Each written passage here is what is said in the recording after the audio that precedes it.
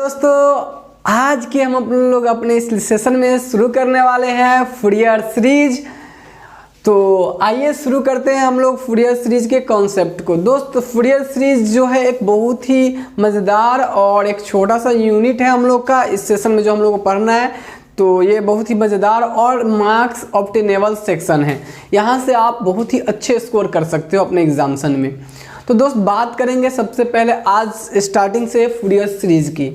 तो Fourier series के बारे में पहले हम लोग तो समझेंगे ही कि यह क्यों पढ़ते हैं, क्योंकि हमको आपको बताते हुए बहुत मज़ा आता है कि सबके क्या रियल लाइफ एप्लीकेशन है और कैसे कैसे इस पर काम हुआ है। ठीक है, तो दोस्त फूरियर सीरीज़ के बारे में हम लोग सबसे पहले स्टार्टिंग इसके लेटरल मीनिंग पे चलते हैं। बहुत ही मज़ा आने वाला है दोस्त। इसमें दो चीज़ें आपको नज़र आ रही होंगी। एक के देखिए एक शब्द जो आपको दिखने को मिल रहा होगा, एक पहला आपको फूरियर मिल रहा होगा, दूसरा मिल रहा होगा सीरीज। ठीक है दोस्त, तो पहले हम लोग इसके लेटरल मीनिंग को सोचते हैं, फिर आगे बढ़ेंगे और समझेंगे कि फूरियर सीरीज आखिर होता क्या है, इसको हम क्यों पढ़ते हैं, हमारे रियल लाइफ में इसकी क्या एप्लीकेशन है, क्यों यूज करते हैं, हम सारी चीज़ों को देखेंगे। इसका खोज किसने किया, वो सारी बातें हम लोग डिस्कस करेंगे दोस्त, एक एक करके 1 by 1। ठीक है, तो बने रहे मेरे साथ polytechhub.com के साथ और चलिए हम लोग शुरू करें इसको। दोस्त बात करते हैं सबसे पहले सीरीज। तो देखिए आप लोग दो टर्म से बहुत ही अवगत होंगे। एक जो ये सेकंड वाला टर्म जो आपको दिख रहा होगा, एक टर्म हो, दो टर्म हम लोग बहुत ही बराबर पीछे यूज करके आए हैं। एक होता है सीक्वेंस और दूसरा आप जो टर्म यूज करते हैं वो होता है सीरीज। ओके, सीरीज, एक सीक्वेंस और एक सीरीज। याद होगा जब हम लोग डाटा को किसी कॉमा के साथ सेपरेट करके लिखते थे, कॉमा के साथ सेपरेट करके लिखते थे, तो ये कहलाता था कि ये सीक्वेंस है हमारा। ये क्या है? सीक्वेंस है। और जब इसी डाटा को हम लोग ऐड करके लिख देते थे तो हम लोग कहते थे कि ये हमारा क्या हुआ? सीरीज हुआ। ओके, अगर हम इन जनरल बात करें तो A1, A2, A3, A4 math की भाषा में दोस्त अगर हम जनरल बात करें, ये तो हो गया एक पार्टिकुलर डाटा के लिए, मतलब किसी खास डाटा के लिए ऐसे लिखेंगे। बाकी इन जनरल बात करें तो AN इस तरह से लिखते थे, तो ये होता था हमारा सीक्वेंस। और जब इसी को हम अगर ऐसे लिख देते थे A1 plus A2 plus A3 plus A4 plus dot dot dot plus AN, this is series. ये चीज़ें हम लोग ऑलरेडी देख रखे हैं। तो अभी आप ये चीज़ें देख लिए कि एक आप यहाँ पे देखिए सीरीज जैसे टर्म है, तो आप ये समझ गए होइएगा कि कुछ ऐसे टर्म के बारे में हम जरूर यहाँ इस चैप्टर में देखेंगे जो प्लस में लिखा हुआ होगा। इतना तो आपको आइडिया हो गया होगा दोस्त इस बात से। क्लियर है? बहुत ही आपको सिर्फ अगर इंटीग्रेशन आपको नहीं आती है तो आप क्या करो कि मेरे प्रीवियस लेक्चर में हमने इंटीग्रेशन पढ़ा रखे, इंटीग्रेशन देख लो। इस चैप्टर को पढ़ने के लिए मेजरली जो आपको चाहिए कुछ भी नहीं, एक ही फॉर्मूला मिलेगा और बाकी पूरा सिर्फ इंटीग्रेशन इंटीग्रेशन इंटीग्रेशन। और आपको इंटीग्रेशन अगर आ रही है तो आपको कहीं कोई दिक्कत नहीं होने वाली इसके प्रॉब्लम करने में। ठीक है दोस्त, तो ये अभी आपको समझ में आ गया होगा सीरीज का क्या मतलब है। दोस्त एक शब्द और इसके साथ जुड़ के आता है, इसका नाम होता है इनफाइनाइट सीरीज। इनफाइनाइट सीरीज दोस्त एक और शब्द निकल के आता है इनफाइनाइट सीरीज। दोस्त अगर हम आपको इनफाइनाइट सीरीज का मतलब समझाएं तो आप सबको भी आइडिया होगा कि इनफाइनाइट मतलब जिसमें बहुत सारा टर्म हो, है कि नहीं? इनफाइनाइट मतलब। और ये जो अभी बात कर रहे थे तो कुछ फिक्स टर्म के लिए 4, 5, 6, 10, 15, 25, 50, 100, 200, 400 ऐसे। अब बहुत लार्ज संख्या, बहुत ही ज़्यादा संख्या में हो। अगर हाँ एक बात और भी बताए, इनफाइनाइट एक रिलेटिव वर्ड होता है। इनफाइनाइट एक रिलेटिव वर्ड होता है, मतलब कोई चीज़ कम है और किसी के रिस्पेक्ट में बहुत उसके रिस्पेक्ट में कोई चीज़ बहुत ज़्यादा हो जाता है तो हम उसको इनफाइनाइट जैसे वर्ड से डिनोट कर सकते हैं। क्लियर? तो मान लीजिए कि अगर इस तरह से टर्म हो, इसमें बहुत अधिक संख्या में टर्म हो, तो हम उसको उस तरह से जब ये सीरीज लिखा जाता है तो उसको बोलते हैं इनफाइनाइट सीरीज। दोस्त तो अगर हम इनफाइनाइट सीरीज का मतलब हो गया जिसमें बहुत अधिक संख्या में टर्म हो। तो अगर हम बात करें दोस्त तो A1 plus A2 plus A3 plus A4 अब प्लस जब इनफाइनाइट की बात करेंगे तो ये डॉट डॉट डॉट में आगे कुछ लिखेंगे ही नहीं, क्योंकि इसका मतलब हो गया ये अभी बहुत सारा होगा, है ना दोस्त? ये क्या होगा? बहुत सारा होगा। इसका मतलब होता है इनफाइनाइट सीरीज। ओके, तो इनफाइनाइट सीरीज का मतलब जब कभी भी इनफाइनाइट की बात करेंगे तो कुछ इस तरीके से डॉट डॉट डॉट करके लिखा हुआ रहता है, और इसी को फिक्स कर देंगे 4 के लिए 5 के लिए, तो इसी में से कुछ टुकड़ा फिक्स करेंगे तो हो जाएगा फाइनाइट सीरीज। ओके, अब बात करते हैं हमें तो देखिए क्या ना सीक्वेंस दिया ना सीरीज दिया, इनफाइनाइट सीरीज, हमें दिया फूरियर सीरीज, है ना। फूरियर सीरीज देखिए तो आएगा इधर से ही है ना, आएगा इधर से ही है। अब देखिए इसमें दूसरा जो नाम आपको दिख रहा होगा, पहला टर्म का मतलब समझ में आ गया होगा सीरीज का, है ना। इसमें आपको एक और टर्म समझा है इनफाइनाइट सीरीज का। दोस्त एक शब्द इसमें और आया है फूरियर, है ना। तो ये फूरियर कुछ नहीं है, एक फ्रेंच मैथमेटिशियन का नाम है, एक फ्रेंच मैथमेटिशियन का नाम है फूरियर, जिसका फुल नाम था जीन बैप्टिस्टी जोसेफ फूरियर। दोस्त जिसका नाम था जीन बैप्टिस्टी जोसेफ फूरियर, है ना, जिसकी जो काल अवधि थी, काल अवधि मतलब दोस्त कितना से कितना वो काम किया था, 1768 से 1830 में ये काम किए थे। हालांकि हम ये बातें आपको नोट करवा देंगे, चिंता करने की कोई ज़रूरत नहीं है ना। तो जो जीन बैप्टिस्टी फूरियर थे उन्होंने ये सीरीज लाया था, सो डैट इस सीरीज को हम लोग कहते हैं फूरियर सीरीज। पहली बार जीन बैप्टिस्टी फूरियर ने, है ना, अपने जो वो हीट इक्वेशन जो वो लिखना चाह रहे थे उसमें पहली बार जीन बैप्टिस्टी फूरियर ने फूरियर सीरीज का यूज किया था। अब हम लोग पूरा नाम नहीं बोलेंगे, है ना, नहीं तो आधा जो है नाम बोलने में निकल जाए, है ना। तो टाइम तो हम लोग करेंगे जोसेफ फूरियर, यूज करेंगे क्या, जोसेफ फूरियर।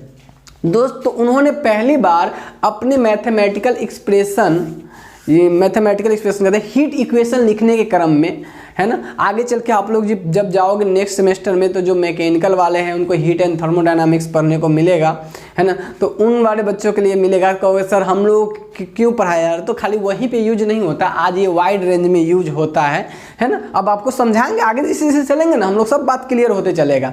तो आज आपके ब्रांच में जैसे कहेगा कि इलेक्ट्रिकल वाला हमको क्यों पढ़ा रहा है, मैकेनिकल कहेगा हमको क्यों पढ़ा रहा है, तो मैकेनिकल को तो बताया कि हीट में यूज होता है। ऐसा नहीं खाली हीटे में यूज होता है इस इक्वेशन का, और भी बहुत जगह पे यूज होता है, इलेक्ट्रॉनिक्स वाला में भी बहुत जगह पे यूज होता है। कहाँ कहाँ होता है एप्लीकेशन हम आपको बताएंगे तो समझा देंगे आपको। तो कुल मिला के ये कि पहली बार उन्होंने ही फूरियर सीरीज का हीट इक्वेशन में उनकी एक जो मैथमेटिक्स की जो एक थ्योरी थी, थ्योरी ऑफ एनालिटिक डी ली चाउर करके एक उनकी एक थ्योरी थी, जिसमें उन्होंने पहली बार उस चीज़ को यूज किया था इसी हीट इक्वेशन के लेके। किसका, फूरियर सीरीज का। कौन यूज किया था, जोसेफ फूरियर। ओके दोस्त, यहाँ तक बात क्लियर हो गई होगी। अच्छा नाम उन लिखने की बात है तो जितना आपको रिक्वायर्ड होगा ना वो हम आपको वीडियो में लिखा ही देंगे, है ना। उसकी चिंता आप ना करें कि सर बोल दिए तो निकल गया, ऐसा कुछ नहीं, हम आपको नोट करवा ही देंगे दोस्त। तो इसीलिए इसका नाम पड़ा था फूरियर सीरीज। तो ये अपने आप में एक यूनिक सीरीज था। यूनिक सीरीज मतलब इस तरह से लिखा हुआ। अब दोस्त बात ये होती है कि इस तरह से लिखा हुआ सीरीज वो था आखिर किस चीज़ में, हम लोग 2 4 6 का कर लेते हैं वो सीरीज, तो ये एक यूनिक सीरीज बनाए। वो सीरीज कैसा बनाए, उन्होंने जो भी पीरियोडिक फंक्शन होते हैं, पीरियोडिक फंक्शन का मतलब ये होता है, अब आपको कुछ टर्म्स हम बताएंगे जिसको हमको समझना जरूरी होता है। पीरियोडिक फंक्शन किसे कहते हैं, तो इन्होंने क्या किया, पीरियोडिक फंक्शन क्या होता है वो आपको जस्ट अभी समझाएंगे एकदम क्लियर। लेकिन अभी तक ये मानिए कि उन्होंने क्या किया, ज़रा समझाते हैं आपको। जो जोसेफ फूरियर थे उन्होंने सीरीज बनाया, तो सीरीज इस तरह से लिखा होता था, तो क्या चीज़ को लिखेगा, 2 4 6 करके लिख दिया, क्या करके वो लिख दिया, किस तरह से सीरीज बनाया उन्होंने। तो उन्होंने क्या किया कि जो पीरियोडिक फंक्शन थे, है ना, उनको उन्होंने इनफाइनाइट सीरीज ऑफ साइन और कोसाइन फंक्शन के रूप में लिख दिया। फिर से समझिए, अब ये इतना इंपॉर्टेंट इसका क्यों हुआ वो सब चीज़ भी आपको क्लियर होगा। कुछ नहीं किए वो, इसमें मतलब इनफाइनाइट सीरीज मिलेगा, किसका मिलेगा, हम लोगों को जोड़ के रूप में रहेगा, sine x plus sign 2x plus sign 3x plus cos 2x plus cos 3x। इस तरह से एक इनफाइनाइट सीरीज के रूप में साइन और कॉस को लिखा एक किसी भी फंक्शन के लिए। उन्होंने कहा क्या, एक पीरियोडिक फंक्शन को साइन और कोसाइन के रूप में सीरीज के रूप में लिखा, और उस सीरीज को हम लोग नाम से जानते हैं फूरियर सीरीज। ओके सर अब तो क्या क्या बोल गए, कुछ हवा ही नहीं लगा, चिंता नहीं, अभी तो कुछ बताया नहीं, अभी तो सिर्फ ये बताया है कि हम लोग इनफाइनाइट सीरीज का है, एक नाम में सीरीज लगा, तो सीरीज का मतलब ऐसा नहीं वाला मामला होगा। तो वो क्या किया था, साइन और कॉस वाला को सीरीज के रूप में जोड़ के लिख दिया हुआ था और उसी सीरीज का नाम दिया गया था इनफाइनाइट सीरीज। अब इस ऐसा साइन और कॉस क्यों लिया वो वाला भी मामला सीखेंगे, लेकिन अभी आपको कुछ भी माइंड पे प्रेशर लेने की जरूरत नहीं कि सर हमको कुछ हवा नहीं लगा। अभी हवा लगाए कहाँ से हवा लगेगा, अब तो शुरुआत कर रहे हैं अभी। ठीक है दोस्तों, तो अभी यहाँ तक आपको समझ में ये आया होगा कि इनफाइनाइट सीरीज क्या होता है। यहाँ तक तो जरूर आपको बहुत भली बात अच्छे से समझ में आ गया होगा। दोस्त अब बढ़ते हैं आगे और बात करते हैं फूरियर सीरीज की, है ना। फूरियर सीरीज की, फूरियर सीरीज, इनफाइनाइट सीरीज देख लिए, फूरियर सीरीज। ठीक है दोस्त, फूरियर सीरीज में क्या किया गया, इफ अ सीरीज इज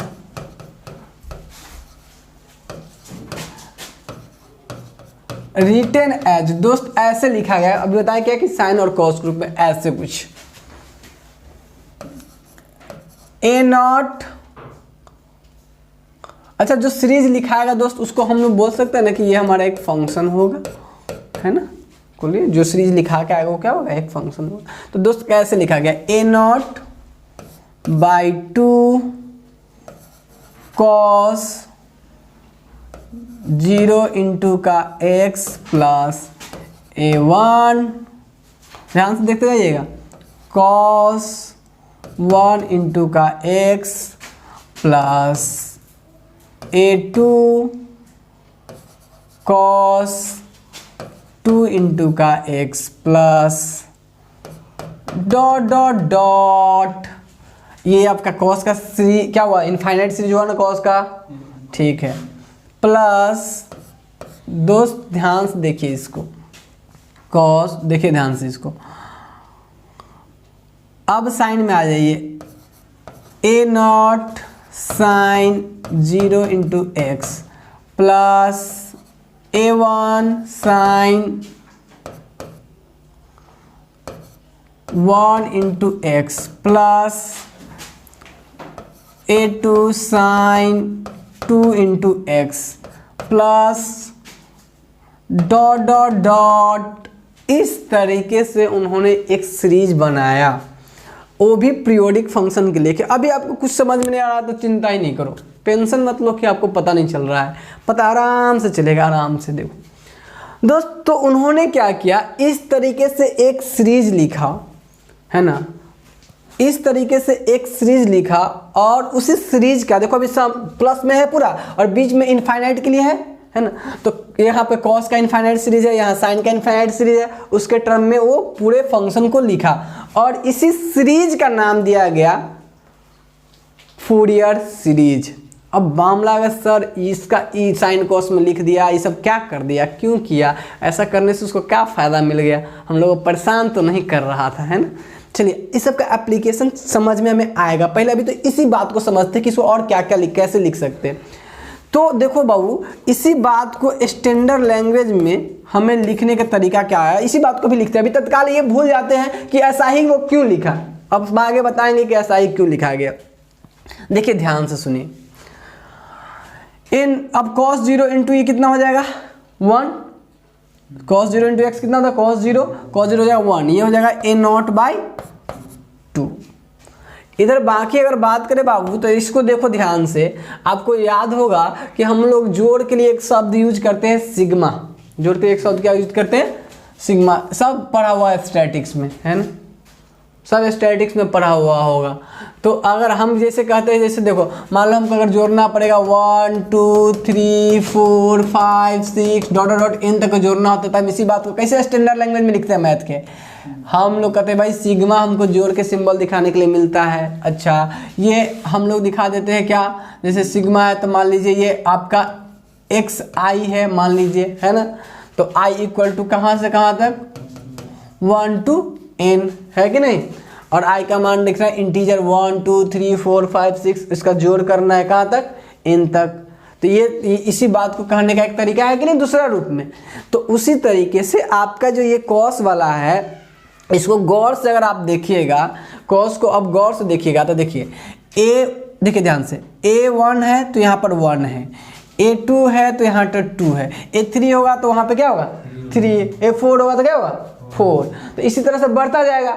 और AN होगा तो यहाँ पे क्या हो जाएगा N हो जाएगा। यानी आपको ये कह सकते हैं हम लोग दोस्त कि देखिए कि ई वाला को अगर हम सिग्मा के रूप में लिखना चाहे तो ऐसे लिख सकते हैं AN cos NX कहाँ से कहाँ I इक्वल टू यानी sorry N equal to 1 to N का मान कहाँ से 1 to N। एक बार में अब रखिए इसको, तोड़िएगा तो वही नहीं आएगा। देखिए n का 1 रखेंगे तो A1 cos 1x, A1 cos 1x, फिर 2 रखेंगे n का मान तो क्या हो जाएगा A2 cos 2x। मतलब ये इसी बात को ऐसे लिख सकते हैं क्या स्टैंडर्ड लैंग्वेज में। चलिए इससे थोड़ा सा ज़्यादा स्टैंडर्ड तरीका से मैथ में लिखने का ये तरीका है, बस कुछ नहीं, बात वही है, तरीका नहीं है ना, बात वही तरीका नहीं, मतलब उसी बात को लिखने का दूसरा वे स्टैंडर्ड तरीका से। दोस्त दूसरी बात ये कि इसमें देखो तो ये वाला अब इसका तो पूरा हो गया अच्छा सॉरी दोस्त n तक नहीं ना होगा, ये कहाँ तक जा रहा है इनफाइनाइट तक। तो हम लोग ऊपर का गड़बड़ कर दिए, कहाँ तक जाएगा इनफाइनाइट तक। तो यहाँ क्या हो जाएगा n इक्वल टू 1 से इन्फिनिटी, क्या होगा 1 से इन्फिनिटी। अच्छा दोस्त उसी तरीके से अब इसके लिए जरा लिख ले हम लोग, तो क्या लिखेंगे इसी के लिए। देखिए ये वाला टर्म क्या हो जाएगा 0 इंटू साइन 0 इंटू इतना, ये टर्म तो गायब हो जाएगा।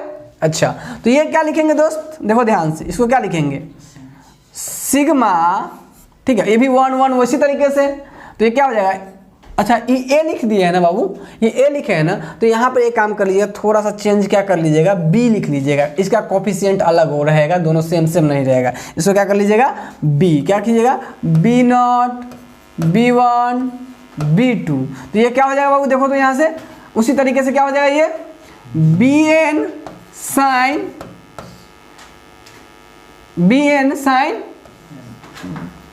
NX, नहीं BN साइन NX, सबको पता चल रहा है बाबू। अब यहाँ कहाँ से कहाँ n इक्वल टू 1 2, ये भी कहाँ तक गया है इन्फिनिटी तक, ये कहाँ तक गया इन्फिनिटी। तो इसी बात को लिखा गया, जब ये इसी को बोले फूरियर सीरीज, और उसी को मैथ के स्टैंडर्ड लैंग्वेज में आपको बुक में ऐसे मोटी लैंग्वेज में लिखा हुआ मिलेगा, है ना। तो ये एक सीरीज है, यही और ध्यान सुनो, यही फॉर्मूला हमें याद करने हैं, इसी एक फॉर्मूला से सारा काम हो जाएंगे, इसी एक फॉर्मूला से फूरियर सीरीज खत्म, है ना, कुछ है नहीं। लेकिन वही बात है कि इसमें आगे अब इतना ही तो हो जाता था तो कोई बात नहीं था, तो क्या बात था, मजे था, है ना। पता चलता कि हम लोग एक महीना में 25-50 को चैप्टर खत्म कर देते यूं ही, है ना। लेकिन दोस्त ये तो था इसका ट्रेलर, मतलब इस बात फॉर्मूला एक ही है ना, फॉर्मूला आपको एक ही याद करनी है, लेकिन इसके रिगार्डिंग बहुत सारी बातें होंगी जो हमें सीखना है। अच्छा ये हो गया। अब इसी बात को दोस्त सिग्मा का एक रूप ये आता है कि जब लिमिट सेम हो तो डाटा को जोड़ करके आपस में लिखा जा सकता है। तो कहीं कहीं पे इसी तरीके से यही इसकी का नाम है फूरियर सीरीज, ठीक है, तीनों वही फूरियर सीरीज ही है ना, फूरियर सीरीज का ही फॉर्मूला है। अब इसको ऐसे लिख ली, थोड़ा सा इसको और अरेंज करके, तो किसी किसी जगहों पे आपको ये मिल जाएगा A0/2 प्लस सिग्मा, पूरा के लिए एक ही साथ लिख लेंगे, n equal to 1 to infinity AN cos NX plus BN sine NX। दोस्त कुछ इस तरीके से लिखा हुआ मिल जाएगा। तो वही बात, सिग्मा का जब लिमिट सेम रहता है तो अगर प्लस में हो तो एक साथ आप करके लिख सकते हैं, ये सिग्मा की अपनी प्रॉपर्टीज होती है समेशन का। आप ऐसे लिखे फिर, या फिर आप अलग अलग भी चाहो तो आप अलग अलग कर लो, तो यही आएगा नहीं। तो ये और इसी सीरीज का नाम है, इसी सीरीज का नाम है, आप ये बोल लो या ये बोल लो या ये बोल लो, इसको बोलते हैं फूरियर सीरीज। इसको क्या बोलते हैं फूरियर सीरीज, यही है फूरियर सीरीज। अच्छा दोस्त बात को समझो, एक दो तीन बातें भी हमारे मन में बहुत अच्छे से आ रहा होगा कि सर साइन कॉस में ही क्यों लिखे, और फूरियर सीरीज का परिभाषा एक और परिभाषा लिखेंगे जो अच्छे से लिखेंगे। ये तो आपको सिर्फ समझाने के क्रम में आए कि हम बताएं कि देखिए इन सीक्वेंस क्या होता है, सीरीज क्या होता है, इनफाइनाइट सीरीज क्या होता है, और ये फूरियर बाबा जो दे के गए हमको विरासत में, वो कौन सा सीरीज दे के गए, तो बताए कि वो जो आपका पीरियोडिक फंक्शन था उसको साइन और कॉस के इनफाइनाइट सीरीज के टर्म में वो लिख दिए और उस सीरीज का नाम दिया गया फूरियर सीरीज। और इसको ही इस तरह के सीरीज को फूरियर सीरीज इसको साइन कॉस में क्यों लिखा उसका रीजन बोले बाद में डिस्कस करते हैं हम आपसे। तो हम कहें कि तत्काल अभी अब सब्र रखे थोड़ा सा और इसको देखें कि क्या इसी बात को ऐसे लिखा जा सकता है। हम लोग अगर मैथ थोड़ा बहुत जानते हैं तब तो आप लोग कहें कि हाँ सहमति आप लोग की है कि हाँ ये ऐसे लिख सकते हैं, ठीक है। फिर कहें क्या इसी बात को सिग्मा का प्रॉपर्टी लगा कैसे लिख सकते हैं। हाँ तो हमारे बुक में जो मिलेगा जो हमारे पास हमें बुक में जो मिलेगा फॉर्मूला वो हमें यही मिलेगा फूरियर सीरीज का फॉर्मूला। अब इससे क्या होता है क्या नहीं होता है वो सारी चीजें हम आपसे डिस्कस करेंगे। लेकिन अभी आप यहां तक आप लोगों को कोई डाउट है तो आप लोग बोल सकते हैं। यहां तक में किसी को कोई डाउट? अब दोस्त बात करते हैं। हाँ तो अभी तक ये हम लोग का टेलर वाला था, हम लोग अभी तो कुछ नहीं किए थे, बस पढ़ते पढ़ते बढ़ते गए यहाँ तक पहुँच गए है ना। तो अभी तक कुछ खास नहीं देखे, लेकिन ध्यान रख दीजिएगा यही फार्मूला है, यही पूरे चीज़ का सार है। मतलब बार बार अब यही फार्मूला यूज होने वाला है। लेकिन अब हम लोग यहाँ तक इसे बेसिक समझ लेने के बाद कि अभी तो चल ही रहे थे, हम लोग चलते हैं और थोड़ा अपने तरीके से डिफाइन करते हैं, स्टैंडर्ड तरीका से लिखते हैं फूरियर सीरीज की परिभाषा। अब ये तो समझने के क्रम में आ गया है ना। अब बढ़ते हैं और लिखते हैं, एक हेडिंग लगाइए और फूरियर सीरीज को अच्छे से डिफाइन करते हैं और फिर वहां से आगे देखेंगे कि पीरियोडिक फंक्शन क्या होता है ना। फिर हम लोग देखेंगे कि साइन और कोसाइन वाला टर्म क्यों लिया गया, इस तरह की बातें हम लोग देखते हैं आगे चल के, ठीक है। तो चलिए बात करते हैं हम लोग। अभी फिर से आप हेडिंग लगाइएगा और लिखिएगा फूरियर सीरीज, ओके। तो इसमें हम लोग कहेंगे when a periodic function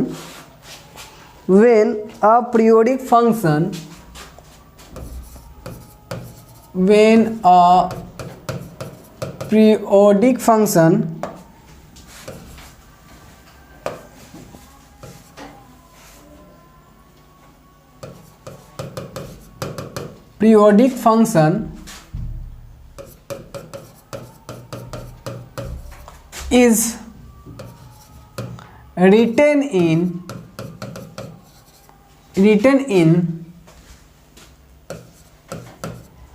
the infinite system of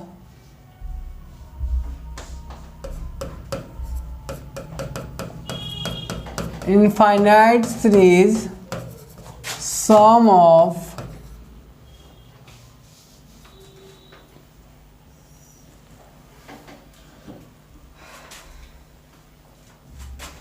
sine and cosine function।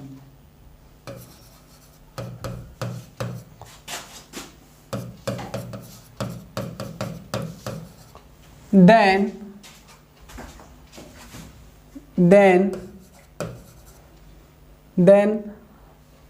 the obtained series is called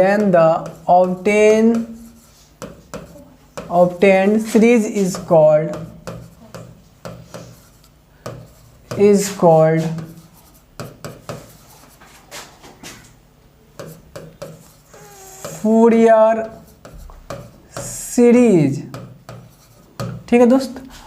अब आइए और वो जो फूरियर सीरीज था हमारा उसको कैसे हम लोग देते हैं।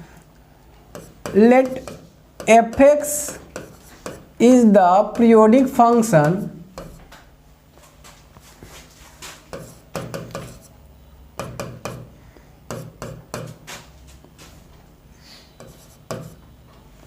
I think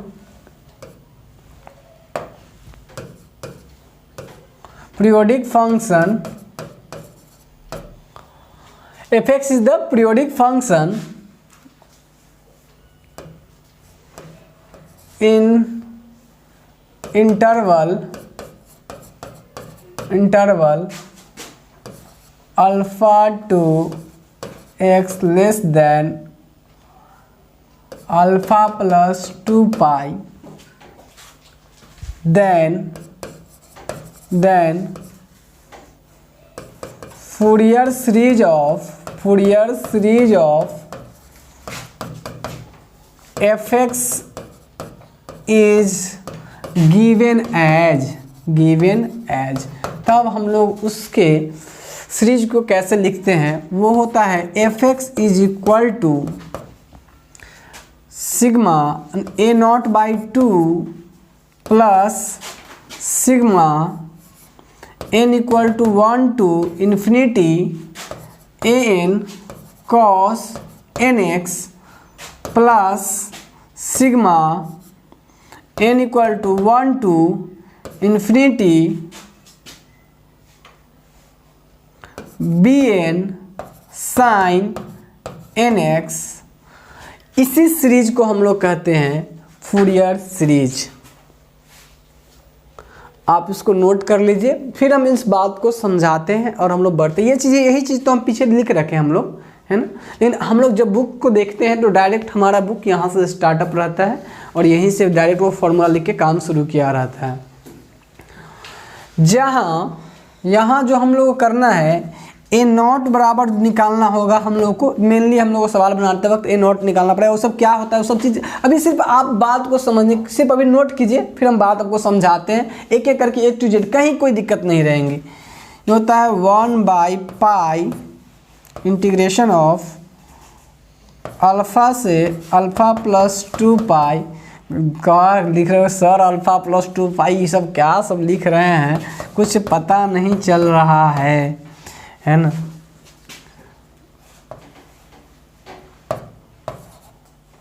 कोई बात नहीं, आपको कुछ पता नहीं चल रहा है और उससे कोई दिक्कत अभी है ही नहीं। आपको चिंता नहीं करना, बस सिर्फ थोड़ा देर सब्र रखना है। थोड़े देर के सब्र के बाद आपको सारी बातें क्लियर होने लगेंगी, है ना।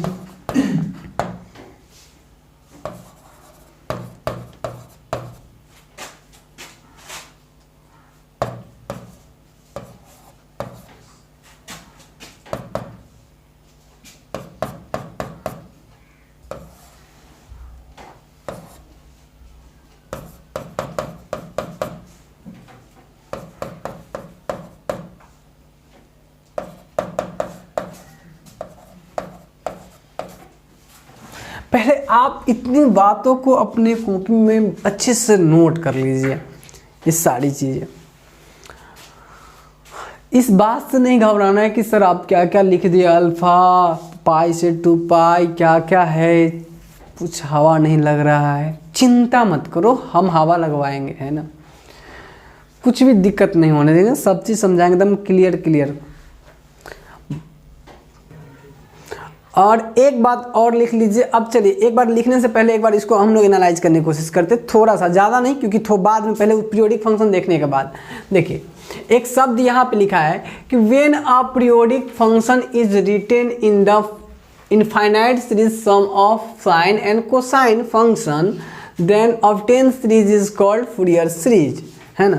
मतलब कोई, इसका मतलब है कि हमको कहेगा कि फूरियर सीरीज लिखिए किसी चीज़ का, तो हमको क्या कहेगा कि आपको कुछ देगा तभी तो कहेगा लिखने के लिए कि इसका लिख दीजिए या उसका लिख दीजिए, तो हमको देगा फंक्शन, तो हम कहेंगे कि भाई हमको दीजिए पीरियोडिक फंक्शन। अब देखिए नॉन पीरियोडिक का भी आगे चल के हुआ तो उसको बोलते हैं फूरियर ट्रांसफॉर्म, जो कि हमें यहाँ नहीं देखने पड़ेंगे। तो हम लोग देखें क्या, फूरियर ट्रांसफॉर्म, तो वो आगे की बात है जो भी। तो हम लोग कहेगा कि एक फंक्शन कहेगा फूरियर सीरीज लिखिए, तो हम आँख मूंद के कुछ लिखना शुरू कर देंगे, नहीं। हमको कहेगा कोई फंक्शन देगा, कहेगा इसका फूरियर सीरीज लिख दीजिए। क्या कहेगा, इसका फूरियर सीरीज। अच्छा, ये कहना क्या चाहता है सो समझिए।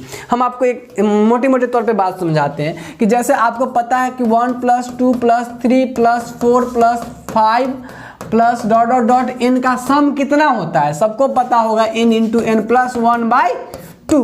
अगर नहीं पता तो ये सीख लीजिए। इसका जो काउंटिंग नंबर का जो सम होता है कितना होता है, n × n + 1/2 होता है। अच्छा दोस्त, ये सम आया तो आप क्या किए, सीरीज से कहाँ पे पहुँच गए। देखिए ये आपका सीरीज था, इस सीरीज से आप एक वैल्यू, पार्टिकुलर वैल्यू पे पहुँचे ना, है ना, एक फंक्शन के रूप में आपको मिल गया। नहीं तो अगर आपको कहा जाए कि इस फंक्शन से इधर की ओर लिखा जाए रिवर्स में लिखने के लेके, तो देखिए अभी तक जो हम लोग करते हैं कि बड़े को जोड़कर छोटा के रूप में लाया जाए। अब ये फूरियर सीरीज आप देखे हो कि बड़ा सा एक सीरीज बन रहा था, अभी इससे पहले क्या देखे हो आप दोस्त, देखो गौर से, पीछे आ जाओ। ये क्या देख रहे हैं आप, इस तरह से जो जोड़ के लिख रहे हैं। हम देखे जब हम लोग इसको लिखे तो हम लोग क्या लिखे थे, इसको तोड़ के बहुत बड़ा सा लिखे, तो क्या कर रहे हैं, वो एक फंक्शन को ब्रेक डाउन करके लिख रहे हैं, ये नहीं कर रहे हैं। तो जो सीरीज हमारा होगा, तो सीरीज में तो ऐसे भी एक से बहुत सारे टर्म आपस में जुड़ के रहते हैं, तो आपको क्या करना पड़ेगा, एक सिंगल सा टर्म को इस तरह से एक्सपेंड करके लिखने का तरीका यहाँ सीखना है। बात कुछ समझ में आ रही है? तो मतलब जैसे कि अब आगे वाला में हम आपको जो बता रहे थे कि जैसे इस तरह से ये आपका एक सिंगल टर्म बना, तो इसको पहले से ऐसे था तो इसको ऐसे ये था, अगर ये दे दिया तो आपको अब ऐसा लिखने वाला काम करना है। बात समझ में आ रही है? तो आपको एक फंक्शन देगा, जैसे एफ एक्स बराबर एक्स दे देगा एक फंक्शन या कोई भी, तो एक सिंगल टर्म दिया ना, अब आपको उसी चीज को क्या करना है, सीरीज के रूप में लिखना है। ठीक है हो, तो अगर मान लीजिए हमको अब सीरीज के रूप में, देखिए हमको सबसे पहले बात करेगा फूरियर सीरीज आप लिखिए, तो हम लोग कहेंगे अच्छा फूरियर सीरीज कर रहे हैं, तो फूरियर सीरीज लिखने के लिए तो हमको कुछ अब दीजिएगा तब ना, तो कहेंगे हम ये फंक्शन देते हैं उसका फूरियर सीरीज आप लिखिए। ठीक है, तो हम कहेंगे अच्छा कहाँ से कहाँ, तो उसका इंटरवल, क्योंकि अब हम आपको बताएं कि हम लोग क्या लिखे, पीरियोडिक फंक्शन हो, कोई पीरियोडिक क्या हो, पीरियोडिक फंक्शन, तो हमको कहेगा ये वाला पीरियोडिक फंक्शन जिसका पीरियड इतना, आप चलिए पीरियोडिक फंक्शन वाला मामला क्या है उसको भी जरा सा देख लेते हैं, क्योंकि बात आ गई पीरियोडिक फंक्शन पे अटक जाएगी। देखिए पीरियोडिक फंक्शन के बारे में अगर हम लोग बात करें, अच्छा ये वाला मामला आपको क्लियर हो गया होगा। ठीक है, अगर हम पीरियोडिक फंक्शन के बारे में बात करें दोस्त, तो इससे पहले पीरियोडिक फंक्शन के बारे में बात करें दोस्त, तो इससे पहले आपको बता रखे हैं हम, और कई बार आप ये सुने भी होइएगा, इससे पहले मैथ में पीरियोडिक फंक्शन आया होगा, कई बार रिपीट होता है, और आप बात की हो पीरियड की बात की होगा, इसमें क्या कहते हैं उसको, जब आप पढ़े SHM पढ़े होइएगा उसमें, है ना। तो दोस्त अब बात करते हैं कि पीरियोडिक जो फंक्शन है, एक्चुअल में पीरियोडिक जो फंक्शन है उसको वह होता है ऐसा फंक्शन जो अपनी वैल्यू एक फिक्स इंटरवल के बाद रिपीट करती है, अपना फिक्स इंटरवल के बाद रिपीट करती है। मान लीजिए ये लड़का है, ठीक है, ये लड़का यहाँ से चलना शुरू करता है, फिर यहाँ आ जाता है, फिर से चलना शुरू करता है, फिर यहाँ, तो देखिए एक ही टाइप के काम एक फिक्स टाइम के बाद रिपीट नहीं हो रहा है, तो ऐसे काम को कहेंगे पीरियोडिक वर्क। क्या बोलेंगे? Periodic work. अब कुछ ऐसे ही फंक्शन होती है जो फंक्शन हमारा वैल्यू देता है, तो अपना वैल्यू एक फिक्स टाइम के बाद फिर से दे, सेम दे, तो हम उसको बोलते हैं पीरियोडिक फंक्शन। मतलब ऐसा फंक्शन जो अपनी वैल्यू फिक्स इंटरवल के बाद क्या करता हो, रिपीट करता हो, तो ऐसे कहेंगे पीरियोडिक फंक्शन। तो function which repeats, the function which repeats its values after fixed interval, values after fixed interval is called या आर कॉल्ड, और एक से अधिक फंक्शन तो क्या होंगे, आर कॉल्ड। कैसे function? Periodic function, periodic function.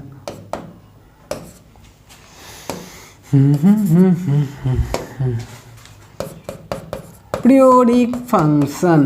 ठीक है दोस्त, जैसे कहोगे सर एग्जाम्पल से समझाइए ना, मजा नहीं आया, फील नहीं आया, लो फील लो।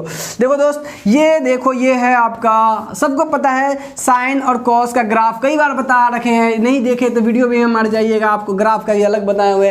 ये है साइन का ग्राफ यानी साइन एक्स का। दोस्त आप गौर से देखो, आपको पता है कि वाई वाला वैल्यू ऊपर रहता है नीचे, तो देखो -1 और 1, इसमें आप गौर से देखोगे तो यहाँ तक के बाद देखो तो ग्राफ क्या रिपीट नहीं हो रही है, सेम ग्राफ यहाँ से यहाँ तक के बाद ग्राफ क्या हो रही है, रिपीट हो रही है ग्राफ। क्या ये ग्राफ रिपीट हो रही है, यहाँ के बाद देखिए फिर से नया ग्राफ, वैसा ही ग्राफ मिला, फिर वैसा ही ग्राफ मिला, फिर वैसा ही ग्राफ मिला, फिर वैसा ही ग्राफ मिला।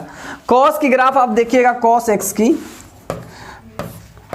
हम सबको पता है कि कॉस एक्स की ग्राफ कुछ इस तरीके से ड्रॉ की जाती है। तो देखिए, तो यहाँ से देखिए, यहाँ से यहाँ देखिए गौर से, यहाँ से यहाँ, यहाँ से यहाँ सेम है, फिर यहाँ से यहाँ देखिए फिर सेम है, नहीं तो एक फिक्स इंटरवल के बाद क्या कर रहे हैं, रिपीट कर रहे हैं। तो इंटरवल कितना होता है, देखो यहाँ 0, यहाँ π/2, यहाँ पाई, यहाँ 3π/2 और यहाँ 2π, यानी 0 से 2π, यानी 2π के बाद फिर से सेम फेज और सेम वैल्यूज आ जाती है, नहीं फिर सेम 2π के, तो कितना देर के बाद ये रिपीट कर रहा है अपना पूरा ग्राफ, 2π के बाद। देखिए 2π के बाद आप जैसे देखिए यहाँ पर, देखिए यहाँ पे जो वैल्यू होगा, यहाँ पे जो वैल्यू होगा, यहाँ पे भी इस पॉइंट पे जो एक्स की इस वैल्यू पर जो वैल्यू होगा, इस पे जो वैल्यू होगा, गौर से देखिए 2π के बाद फिर वही वैल्यू सेम उसी तरीके से आ जाएगा उस पॉइंट पे,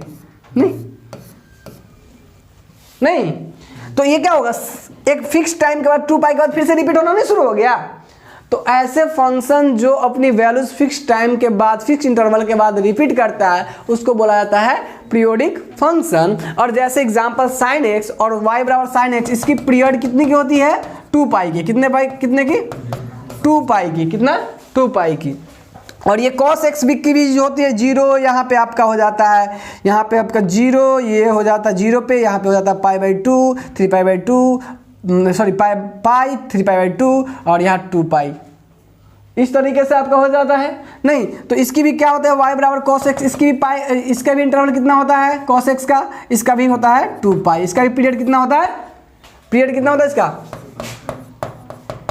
पीरियड जो होता है 2 पाई होता है, इसका भी 2 पाई होता है। तो ऐसे फंक्शन जो अपनी वैल्यूज फिक्स इंटरवल के बाद रिपीट करती है वैसे को क्या कहा जाता है, पीरियोडिक फंक्शन कहा जाता है।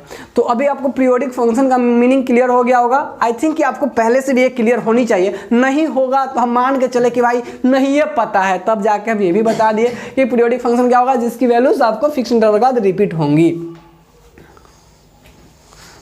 दोस्त इसको नोट कर लीजिए जल्दी से अपने कॉपी में भी। ये भी तुम लोग कह रहे होगे सर कब से ये सब बताते जा रहे हैं, आपको बोल रहे थे कि साइन और कॉस में क्यों लिखा वो बता ही नहीं रहे हैं, और ना यूज बता रहे हैं कि कहाँ हो रहा है। सब्र रखो, A to Z बात बताएंगे, कोई दिक्कत नहीं, सारी बातें क्लियर। अभी आपको जो बता रहे हैं वो क्लियर होनी चाहिए, वो कॉन्सेप्ट क्लियर है, पीरियोडिक समझ में आ गया आप लोगों को, है ना। अब आप इतना समझ गए कि एक पीरियोडिक फंक्शन हमको देगा, उसका कुछ पीरियड दे देगा और उस पीरियड में हमको कहेगा कि उसका क्या लिख के दिखाओ, हमें कहेगा उसका कि फूरियर सीरीज लिख के दिखाओ, और सीरीज मतलब छोटे छोटे टर्म में लिखना।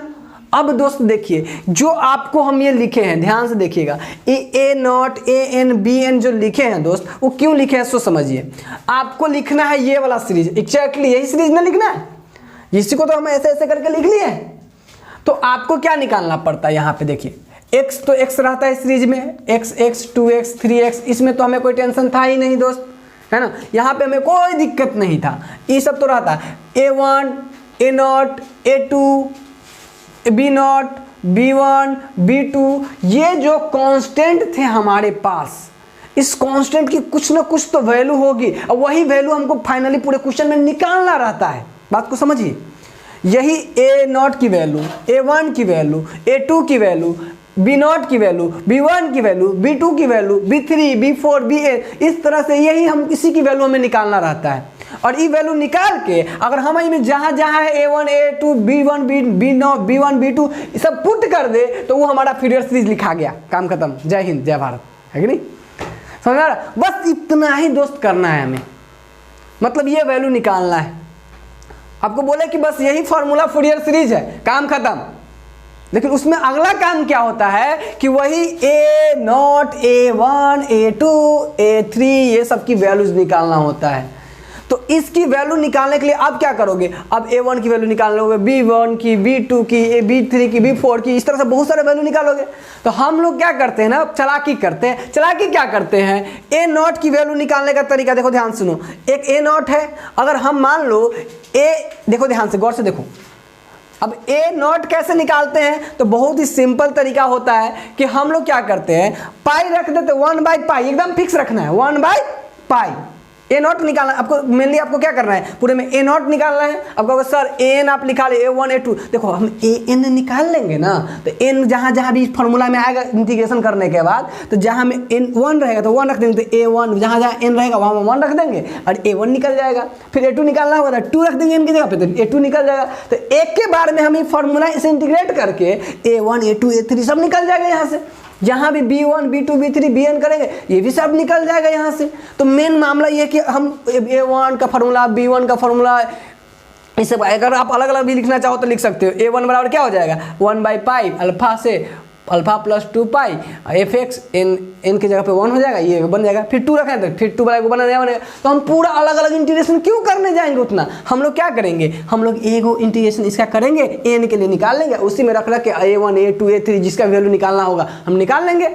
या फिर डायरेक्ट हमारा an निकल जाएगा, तो वो अलग अलग ना लिख के अगर वो a1 a2 निकालेंगे तो इस वाले में रखेंगे, नहीं और नहीं an डायरेक्ट निकाल लेंगे, अब bn डायरेक्ट निकाल लेंगे तो इसी वाले में रख देंगे। दोनों तो सेम है बात है, बात समझ में आ रही है। तो हम लोग डायरेक्ट an और bn निकालने के सोचेंगे और a0 निकालने के सोचेंगे। तो अब मामला आता है कि निकालेंगे कैसे, सो सुनिए।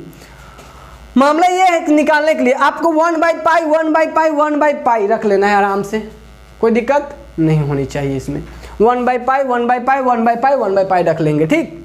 दूसरा कि जो फंक्शन दिया रहेगा, क्योंकि आपको बोले हैं ना कि कोई ना कोई फंक्शन का ही वो देगा, आपको कहेगा कि फूरियर सीरीज लिखिए, तो आपको क्या कहेगा कि हमको कौन फंक्शन का फूरियर सीरीज लिखने के लिए करें, फंक्शन दीजिए।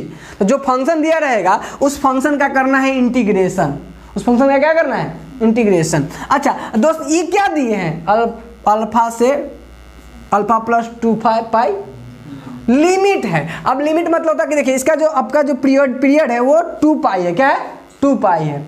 वो ऐसा हो सकता है कि अल्फा का वैल्यू 0, यहाँ से 0 से 2 पाई दिया रहेगा, तो हम लोग इसको क्या लिख देंगे 0 प्लस 2 पाई, तो क्या होगा 0 से 2 पाई नहीं होगा, तो ये हो जाएगा 1/पाई 0 से 2 पाई। अगर अल्फा रहेगा तो उसके रिस्पेक्ट में लिख लेंगे, या कि बाकी क्वेश्चन करेंगे तो आपको ज़्यादा क्लियर होगा ये सारे बातें। लेकिन तत्काल ये देख लीजिए हम लोग क्या करना है 1/पाई अल्फा से अल्फा प्लस 2 पाई fx dx। अच्छा एन वाला में क्या करना है 1/पाई उसमें भी रहेगा, फॉर्मूला याद रहना चाहिए आपको, ये आपके ब्लड में दौड़ना चाहिए। वो बोले कि एक ही फॉर्मूला है आपके ब्लड में दौड़ना चाहिए, है ना। 1/पाई अल्फा से अल्फा प्लस 2 पाई लिमिट सेम है। अच्छा fx जो पहला था उतना रहना ही चाहिए। अब क्या करेंगे हम an के लिए निकालने जा रहे हैं ना, तो इसके साथ कौन था cos n वाला ना, तो इसको रख देंगे यहाँ पे cos n। अब मल्टीप्लाई करके जो फंक्शन दिया रहेगा, जो इस फंक्शन का हमको कहेगा निकालने के लिए, उस फंक्शन का इंटू cos nx गुना करके तब इंटीग्रेट कर लेंगे तो हमको n मिल जाएगा। फिर अगर हम bn निकालने जाएंगे हो तो फिर 1/पाई वही चीज़ रहना है, सेम चीज़, सब चीज़ सेम यहाँ तक। अब bn के लिए कर दे तो कौन दे देंगे sin nx, है ना, गुना कर देंगे और फिर इसको इंटीग्रेट करके निकालेंगे तो हमको bn मिल जाएगा। और a नॉट मिल गया, an मिल गया, bn मिल गया, कुछ नहीं करना है, a नॉट की वैल्यू यहाँ डाल दीजिए, n की वैल्यू यहाँ डाल दीजिए, bn की वैल्यू यहाँ डाल दीजिए, आपको क्या मिल जाएगा, ये फूरियर सीरीज मिल जाएगा। अगर आप ऐसा नहीं चाहते हैं तो आप क्या चाहिएगा कि हम पूरा एक्सपेंड करके लिखेंगे, बड़ा करके, ताकि एग्जामिनर को लगे कि हम बहुत बड़ा काम करके आए हैं, ताकि ज़्यादा नंबर दे। तो आप क्या करो, और लगना भी चाहिए, देखो एक्सपीरियंस में हार्ड लगेगा, है कि नहीं। तो आप क्या करो, उसी तरह से आप a नॉट निकाल चुके तो यहाँ रख दो, an निकाले रहोगे तो कुछ आएगा, मान लो n+2/3, तो a1 निकालेंगे तो कैसे निकलेगा, n की जगह पे 1 रख देंगे, वो निकल जाएगा, तो यहाँ a1 के जगह रख देंगे। फिर a2 निकालेंगे तो यहाँ से यहाँ रख देंगे, a3 का यहाँ रख देंगे, नहीं bn निकला रहेगा उसी तरीके से, तो उसमें भी वैल्यू पुट कर करके b1 का b नॉट का मान यहाँ रख देंगे, b नॉट की तो जरूरत नहीं पड़ेगा, b1 का मान यहाँ रख देंगे, b2 का मान यहाँ रख देंगे, b3 का, और इस तरह से एक्सपेंडेड फॉर्म में लिखा जाएगा। तो आपको दोनों तरीका से लिखने आ जाएगा।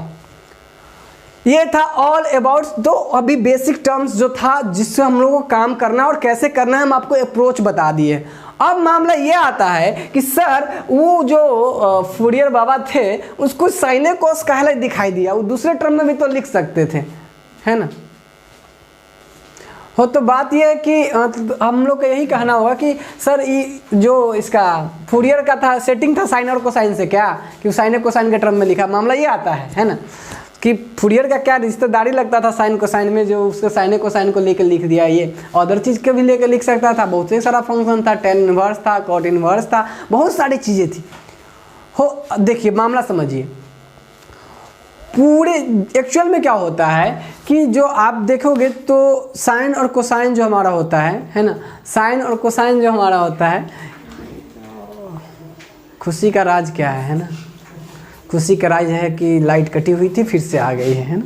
चलो हम लोग सोच रहे थे कि वीडियो यहीं पे ड्रॉप किया जाए, आगे कंटिन्यू, लेकिन लाइट आ गई है। चलो फिर से मज़ेदार वे में कंटिन्यू करते हैं कि क्यों किया ये, इसको क्या दिखाई दिया ऐसा कि ये साइन और कॉस में लिखा। दोस्त देखिए साइन और कॉस दो बहुत ही प्यारे से फंक्शन है और पीरियोडिक है, जो बहुत ही बढ़िया से रिपीट होता है और उसकी वैल्यू एकदम वेल तरीके से रिपीट होती है। साइन और कॉस की वैल्यू के बारे में अगर आप बात कीजिएगा, बहुत ही प्यारे से जोड़े है ना, कॉस साइन जो है बहुत प्यारे से जोड़े, जिसकी वैल्यू कहाँ से कहाँ -1 से 1 में रिपीट होती है, और वैल्यू को प्रिडिक्ट कर पाना इससे काफ़ी आसान होता है। कोई वैल्यू को प्रिडिक्ट कर पाना काफ़ी आसान होता है साइन और कॉस के माध्यम, क्योंकि बहुत ही आसान, क्योंकि इसकी वैल्यू कहाँ से कहाँ रहती है -1 से 1 में रहती है, और बहुत ही प्यारे से जोड़े, और जिसकी वैल्यू आसानी से प्रिडिक्ट कर पाना क्या होता है, बहुत ही आसान और ईजी वे में इसकी ग्राफ डिड्यूस किया चला जाता है, कोई दिक्कत नहीं दोस्त। तो इसी के कारण अब बात आती है कि साइन और कॉस में क्यों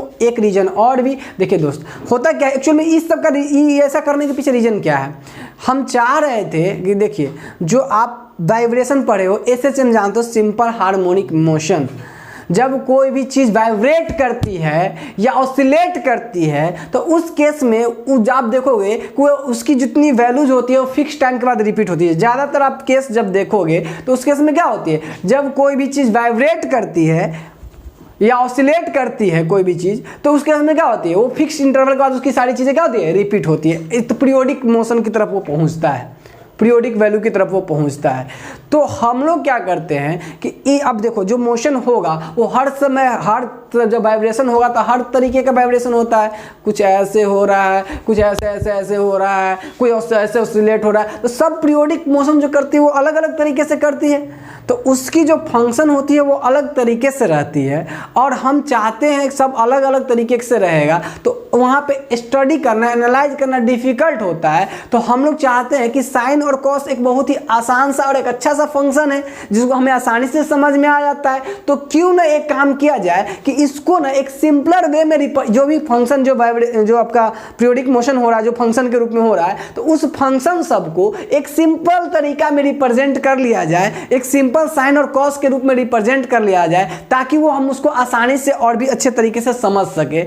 इसीलिए फूरियर बाबा ने क्या देखा कि साइन और कॉस बहुत ही मतलब इजी फंक्शन है और आसानी से प्रिडिक्ट उसकी वैल्यू को हम कर पाते हैं। तो उन्होंने क्या किया, इसको कन्वर्ट करने की कोशिश किसमें कर लिए, साइन और कॉस में लेके गए। आपको ये बात अब समझ में आ गया होगा। और इसीलिए आप देखिएगा ज्यादातर जो ये बात करते हैं हम लोग वेव के टर्म में बात करते हैं। ये ज्यादातर जो एप्लीकेबल होता है ये जनरली वेव फंक्शन सब जो होते हैं ना उसके लेके हम लोग इसको कन्वर्ट करने की कोशिश करते हैं। और वेव में आप जान ही लो कि वेव में क्या आती है, साउंड वेव आपकी जो होती है उसकी लफड़ाएगा, लाइट वेव की लफड़ाएगा, है ना। जो आप देख रहे कम्युनिकेशन सिस्टम जिसमें सिग्नल वाली चर्चा होती है, सिग्नल है ना, सिग्नल वाली बातें आएंगी। ये सब जो वेव वाले होती है वो उनकी अपनी एक रिपीटेशन होती है, एक साइकिल होती है, नहीं वेव साइकिल जिसको बोलते हैं। एक वेव साइकिल इतना में कंप्लीट हो, एक साइकिल, दो साइकिल, नहीं फिक्स टाइम के बाद रिपीट होती है। तो उन सारी चीज़ों को कन्वर्जन करने का काम आता है। आगे चल के देखेंगे कि खूब ज़्यादा यूज उसके, जैसे हीट हुआ, आपको बताया कि फूरियर बाबा जो थे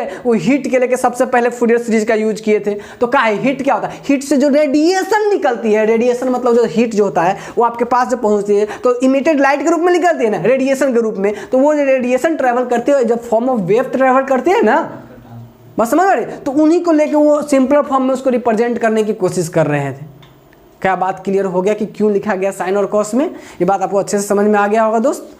अब चलिए बात करते हैं दोस्त, ये तो हमें क्लियर हो गया कि साइन और कॉस में ये वाली बात क्यों लिखा गया जो हम आपको बार बार बोल रहे थे, है ना। अब कहे कि सर आप एक दो बात और बोले थे कि कौन किया था, कब किया था, कुछ लिखा देने के लिए। भाई नोट करके हम लोग दो तीन बातें और भी यहाँ पे कर लेते हैं कि जो इस सब को लिखने की कोई ज़रूरत नहीं है दोस्त, ये आपके समझने के लिए था, ठीक है। अब आइए बात कर लेते हैं, थोड़ा सा लिख लेते हैं कि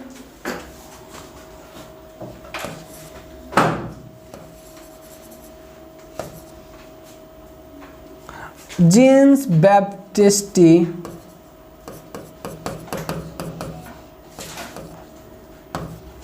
Joseph Fourier is regarded as father of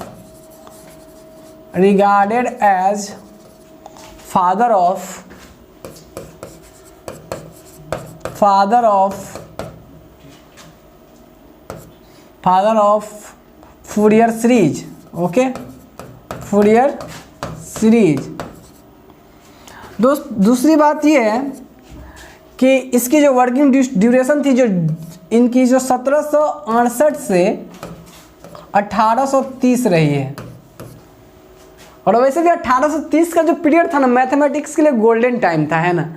18वीं शताब्दी और 17वीं शताब्दी से लेकर 19वीं शताब्दी, 19वीं तो थोड़ा लेट भी है, 17वीं 18वीं शताब्दी में ना क्या नहीं आया, लिमिट नहीं आया कि कैलकुलस नहीं आया, है ना, कि मतलब जितना भी काम हुआ है ना, बहुत ज़्यादा काम हुआ है आपका 17वीं से 18वीं शताब्दी के बीच में, है ना, मैथमेटिक्स का। तो इनका वर्किंग पीरियड भी था 1768 से 1830 का, है ना।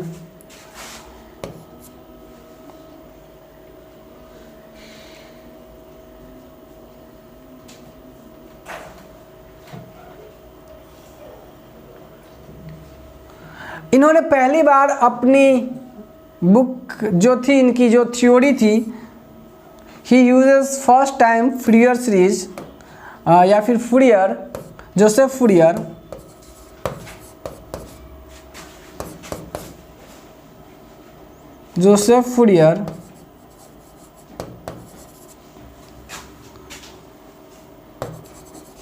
uses first time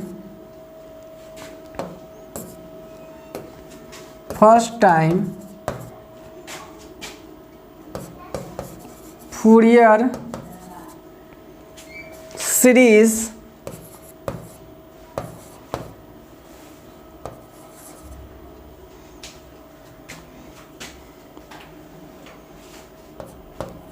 in the section of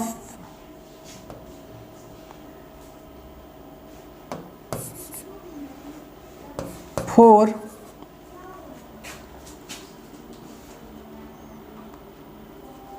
heat. किसके लिए किया था? हीट के लिए था। और ये अपनी एक उस समय एक अपनी इसकी एक बुक चल रही थी जिसका नाम था, एक बुक पब्लिश किया था, उस बुक का नाम था थ्योरी टेक्निक डी ली चाउ करके एक इसका बुक पब्लिश हुआ था, जिस बुक में इन्होंने ये बात मेंशन की थी कि हीट के लिए यूज किया था। उसी में मैं वो फूरियर सीरीज का एप्लीकेशन वहाँ पे पब्लिश किए हुए थे, है ना। अब इसके बाद ये एक फ्रेंच मैथमेटिशियन थे, है ना, ध्यान रखिएगा। ये कैसा मैथमेटिशियन थे? फ्रेंच। ये अपनी मजे के लिए, मान लो आप किसी को बताओ तो आपके लिए भी अच्छा रहेगा, इम्प्रेशनफुल रहे। दोस्त ये इसलिए फ़ायदेमंद होता है कि कुछ बातें आपको एक्स्ट्रा इस सब के बारे में पता रहे मैथमेटिक्स में कि कैसे कैसे आगे बात बढ़ी है। ठीक,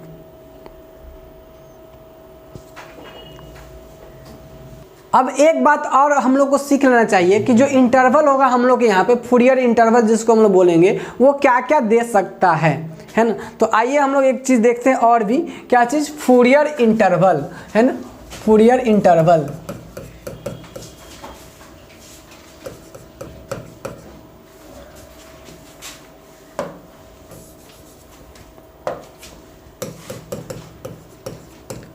फूरियर इंटरवल दोस्त, वो जो इंटरवल हमें दिया रहता है वो किस तरीके से दिया जा सकता है? तो हमारे पास दो तरह के इंटरवल रहेगा। इंटरवल जो होगा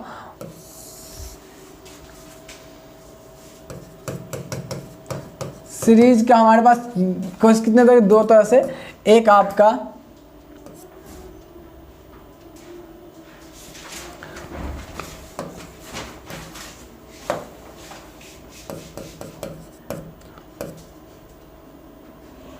फुल वेव और एक दिया रहेगा आपको हाफ वेव। ठीक है, आपको दो तरह से दिया रहेगा, एक फुल वेव और एक हाफ वेव। इस दूसरे तरह के इंटरवल आपको देखने को मिल जाएंगे। ओके, तो आप इसे चाहो तो फुल रेंज लिखो तो ज़्यादा बढ़िया रहेगा, है ना, फुल रेंज। ओके, इसको आप चाहो तो अच्छा से लिखो तो फुल रेंज इंटरवल, और एक होता है हाफ रेंज। वेव से बढ़िया रहेगा आप रेंज लिखो, अच्छा रहेगा। जनरली हम वेव के लिए ही इंटरवल लिखते हैं, बट आप फुल रेंज और हाफ रेंज लिखो। ठीक है दोस्त, फुल रेंज जो होती है उसमें भी होता है दो तरह के, एक पाई के लिए और एक लिखेंगे कांस्टेंट एल के लिए, है ना, कांस्टेंट एल। मतलब अभी कभी कभी आपको देखो इंटरवल 0 से पाई ऐसे दे देगा, और कभी कभी दो से दो से -2 ऐसे दे देगा, है ना। तो जो पाई के लिए देगा तो आपको जनरली जो पाई के टर्म में जो देगा, पाई कांस्टेंट के लिए देगा तो वो इस तरह से देगा इंटरवल में आपको, है ना, 0 से 2 पाई फुल के लिए, और यहाँ से यहाँ दे देगा, या फिर कहेगा -पाई से पाई। और इस टर्म में आपको देगा तो वो देगा 0 से 2l, या देगा आपको -l से l। और हाफ रेंज वाले में देगा आपको दोस्त 0 से पाई और 0 से l। अब ये नोट कर लीजिए अच्छे से अपने टेबलेटेड फॉर्म में। और ये हम क्या कर रहे हैं, इन्हीं सब में से कोई ना कोई आपको सवाल मिल जाएगा, इन्हीं सब पे बेस्ट। मतलब यही इंटरवल में जो इंटरवल हम लोग लिए थे, है ना, अल्फा से अल्फा +2 पाई, उसी तरीके से आपको कभी 0 से 2 पाई मिल जाएगा, कभी माइनस पाई से पाई मिल जाएगा सवाल में, कभी 0 से 2l मिल जाएगा, कभी माइनस l से l मिलेगा, कभी 0 से पाई मिलेगा, कभी 0 से l मिलेगा। तो यही वैरायटी आपको देखने को मिल सकता है। तो कहेगा हाफ रेंज फुल रेंज के लिए निकालिए या हाफ रेंज के लिए निकालिए, है ना। तो ये आपको इसी इंटरवल में आपको दे सकता है। अच्छा, इसको फुल क्यों बोले, इसको फुल क्यों बोले, इसको हाफ क्यों बोले, जरा सा उसको भी सोच लेते हैं।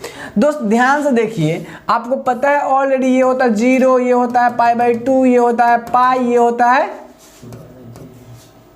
ये 2 3 पाई बाई 2 और ये होता है 2 पाई।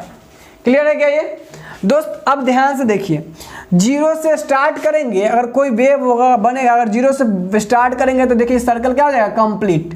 ये हाफ और ये हाफ, फुल क्या मिल गया, क्या हो जाएगा, फुल। तो 0 से 2 पाई में क्या बन जा रहा है, फुल बन जा रहा है। अच्छा, अब बात करेंगे, ध्यान से देखिएगा, माइनस पाई से पाई, ये क्या है 0, ये कितना है पाई बाई 2, ये क्या है पाई, ये क्या है 3 पाई बाई 2, ये क्या है 2 पाई। देखो बाबू 0 से पाई, देखो ध्यान से, पहले क्या होगा, देखो यहाँ ध्यान से, माइनस पाई, देखो माइनस पाई क्या होगा, देखो ध्यान सुनो, इधर से अगर 0 से हम पाई लेंगे तो एंटी क्लॉकवाइज जब लेते हैं तो प्लस में लेते हैं एंगल, हम लोग एंगल जब मापते हैं तो एंटी क्लॉकवाइज प्लस में एंगल लेते हैं और क्लॉकवाइज जो लेते हैं माइनस में एंगल लेते हैं। तो इधर से यहाँ क्या हो गया पाई, और इधर से इधर लेंगे तो क्या हो जाएगा माइनस पाई। कुल मिला के क्या हो गया, आप देखो तो क्या हो गया, कंप्लीट हो गया कि नहीं हो गया। तो ये इसीलिए इसको फुल रेंज के नाम से जानते हैं। अच्छा दोस्त, अगर यही हाफ रेंज की बात करें तो क्या होगा कि देखिए यहाँ से 0 pi by 2 pi 3 pi by 2 और 2 पाई, कहाँ से कहाँ, हाफ रेंज में देखिए 0 से पाई। तो यहाँ से शुरू करेंगे, यहाँ तक आधा ही वेव कंप्लीट हो रहा, नहीं हाफ, तो इसलिए इसको बोलते हैं हाफ रेंज। और इसको इस तरह से जब लिखा रहता है माइनस 0 से 2 पाई या माइनस पाई से पाई, इसको क्या बोलते हैं फुल रेंज। क्या बात है, क्लियर हो गई। तो हमें जो प्रॉब्लम जो दिया रहेगा वो हाफ रेंज के लिए दिया जा सकता है या फिर फुल रेंज के लिए दिया जा सकता है। तो हमें इसके लिए भी तैयार रहना है। ये हमें ऑलरेडी सवाल में कर करके सीखते, उससे बढ़िया पहले ही क्लियर कर लिए। जो सवाल हमें दिया रहेगा वो हाफ रेंज के लिए दिया हो सकता है या फुल रेंज से, जो उसकी लिमिट दिया रह सकता है, हमको इस तरीके से लिमिट दिया हुआ हो सकता है। जो प्रॉब्लम दिया रहेगा वो, उसकी जो इंटरवल दिया रहेगा वो इस तरीके से हमें मिल सकता है हाफ रेंज के लिए, या हमें किसी सवाल के हाफ रेंज के लिए फूरियर सीरीज लिखने के लिए कह सकता है या फुल रेंज के लिए फूरियर सीरीज लिखने के लिए कह सकता है। क्या बात ये क्लियर हो गया, क्या समझ में आ रही है हो। एक कहना है कि सर पाई से माइनस पाई से पाई वाला समझ में नहीं आया, तो देखिए क्या होगा कि इसी बात को समझिए। देखिए यहाँ पे ध्यान से कि ये क्या हुआ, देखिए ये है 0 और ये होगा पाई, अगर साइन का ही ग्राफ बनाए तो इधर देखिए, इधर क्या होगा माइनस पाई। तो एक हम लोग कंप्लीट किसको बोलेंगे, कंप्लीट सर्कल किसको बोलते थे, कंप्लीट रेंज किसको बोलते थे, 0 से 2 पाई यहाँ से यहाँ होता था ना, तो यहाँ तो 0 से 2 पाई को बोलेंगे। अब वही देखिए सेम चीज़ें तो इधर से बन रही है। देखिए तो इसको देखिए तो माइनस पाई से पाई की रेंज देखिए तो ये होता है पाई, ये होता है 0, ये होता है पाई, ये होता है माइनस पाई, इतने बीच देखिए वही चीज़ सेम चीज़ें, या 0 से पाई में देखिए सेम चीज़ें, तो ये सब क्या होंगे फुल रेंज हो जाएंगे। क्लियर है। चलिए तो दोनों बात ये क्लियर हो गई हम लोग को। यहाँ तक ये भी कॉन्सेप्ट हम लोग समझ लिए कि ये फूरियर इंटरवल ऑफ सीरीज क्या हो जाएगा, इस चीज़ को हम लोग डन कर लिए। ठीक है, अब इसमें हम लोग जो देखेंगे आगे वो, अभी तक आप जो फॉर्मूला पढ़े पाई के लिए फॉर्मूला पढ़ चुके हैं, पाई वाला सवाल के लिए। इसी में थोड़ा सा एडिट करके लिए एल वाले सवाल के लिए हम लोग फॉर्मूला करते हैं। तो हम दोनों सवाल के लिए फॉर्मूला आपको दिखा देते हैं, और दोनों में कुछ खास ज़्यादा चेंजेस नहीं होते, नॉर्मल चेंजेस होते हैं जो हम आराम से याद रख सकते हैं। बाकी उन्हीं फॉर्मूला का यूज करके हम लोग करेंगे। और एक चीज़ और हम लोग का बच गया है, वो है कि कहाँ कहाँ यूज होता है, ये कहाँ कहाँ इसका हम लोग फूरियर सीरीज का एप्लीकेशन देखते हैं, यानी एप्लीकेशन ऑफ फूरियर सीरीज, और फिर प्रॉब्लम कर लेंगे इन्हीं फॉर्मूला पे, हम लोग का फूरियर सीरीज खत्म, है ना।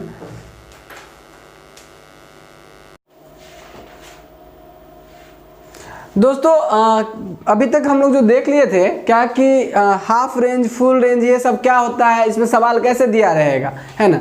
और जो आपको बताया कि जो टोटल जो सवाल होता है वो सवाल आपको दो तरीके से दिया रहेगा, या तो उसकी जो रेंज जो दी रहेगी वो एल के टर्म में दिया रहेगा, 2 से -2 से 2 या फिर 0 से 2 ऐसा दिया रहेगा, या फिर रेंज ऐसा दिया रहेगा पाई से पाई, -पाई से पाई, 0 से पाई, 0 से 2 पाई। तो पाई वाले टर्म के लिए सवाल के फॉर्मूला हम लोग थोड़ा सा डिफरेंट यूज करते हैं, हैं और एल वाला के लिए अलग यूज करते हैं। तो अभी तक हम लोग पाई वाला का तो देख लिए थे, अब एल वाला का भी देख लेते हैं, दोनों को एक साथ भी देख लेते हैं कि क्या अंतर भी रहता है। ठीक है, हो तो जो फूरियर सीरीज है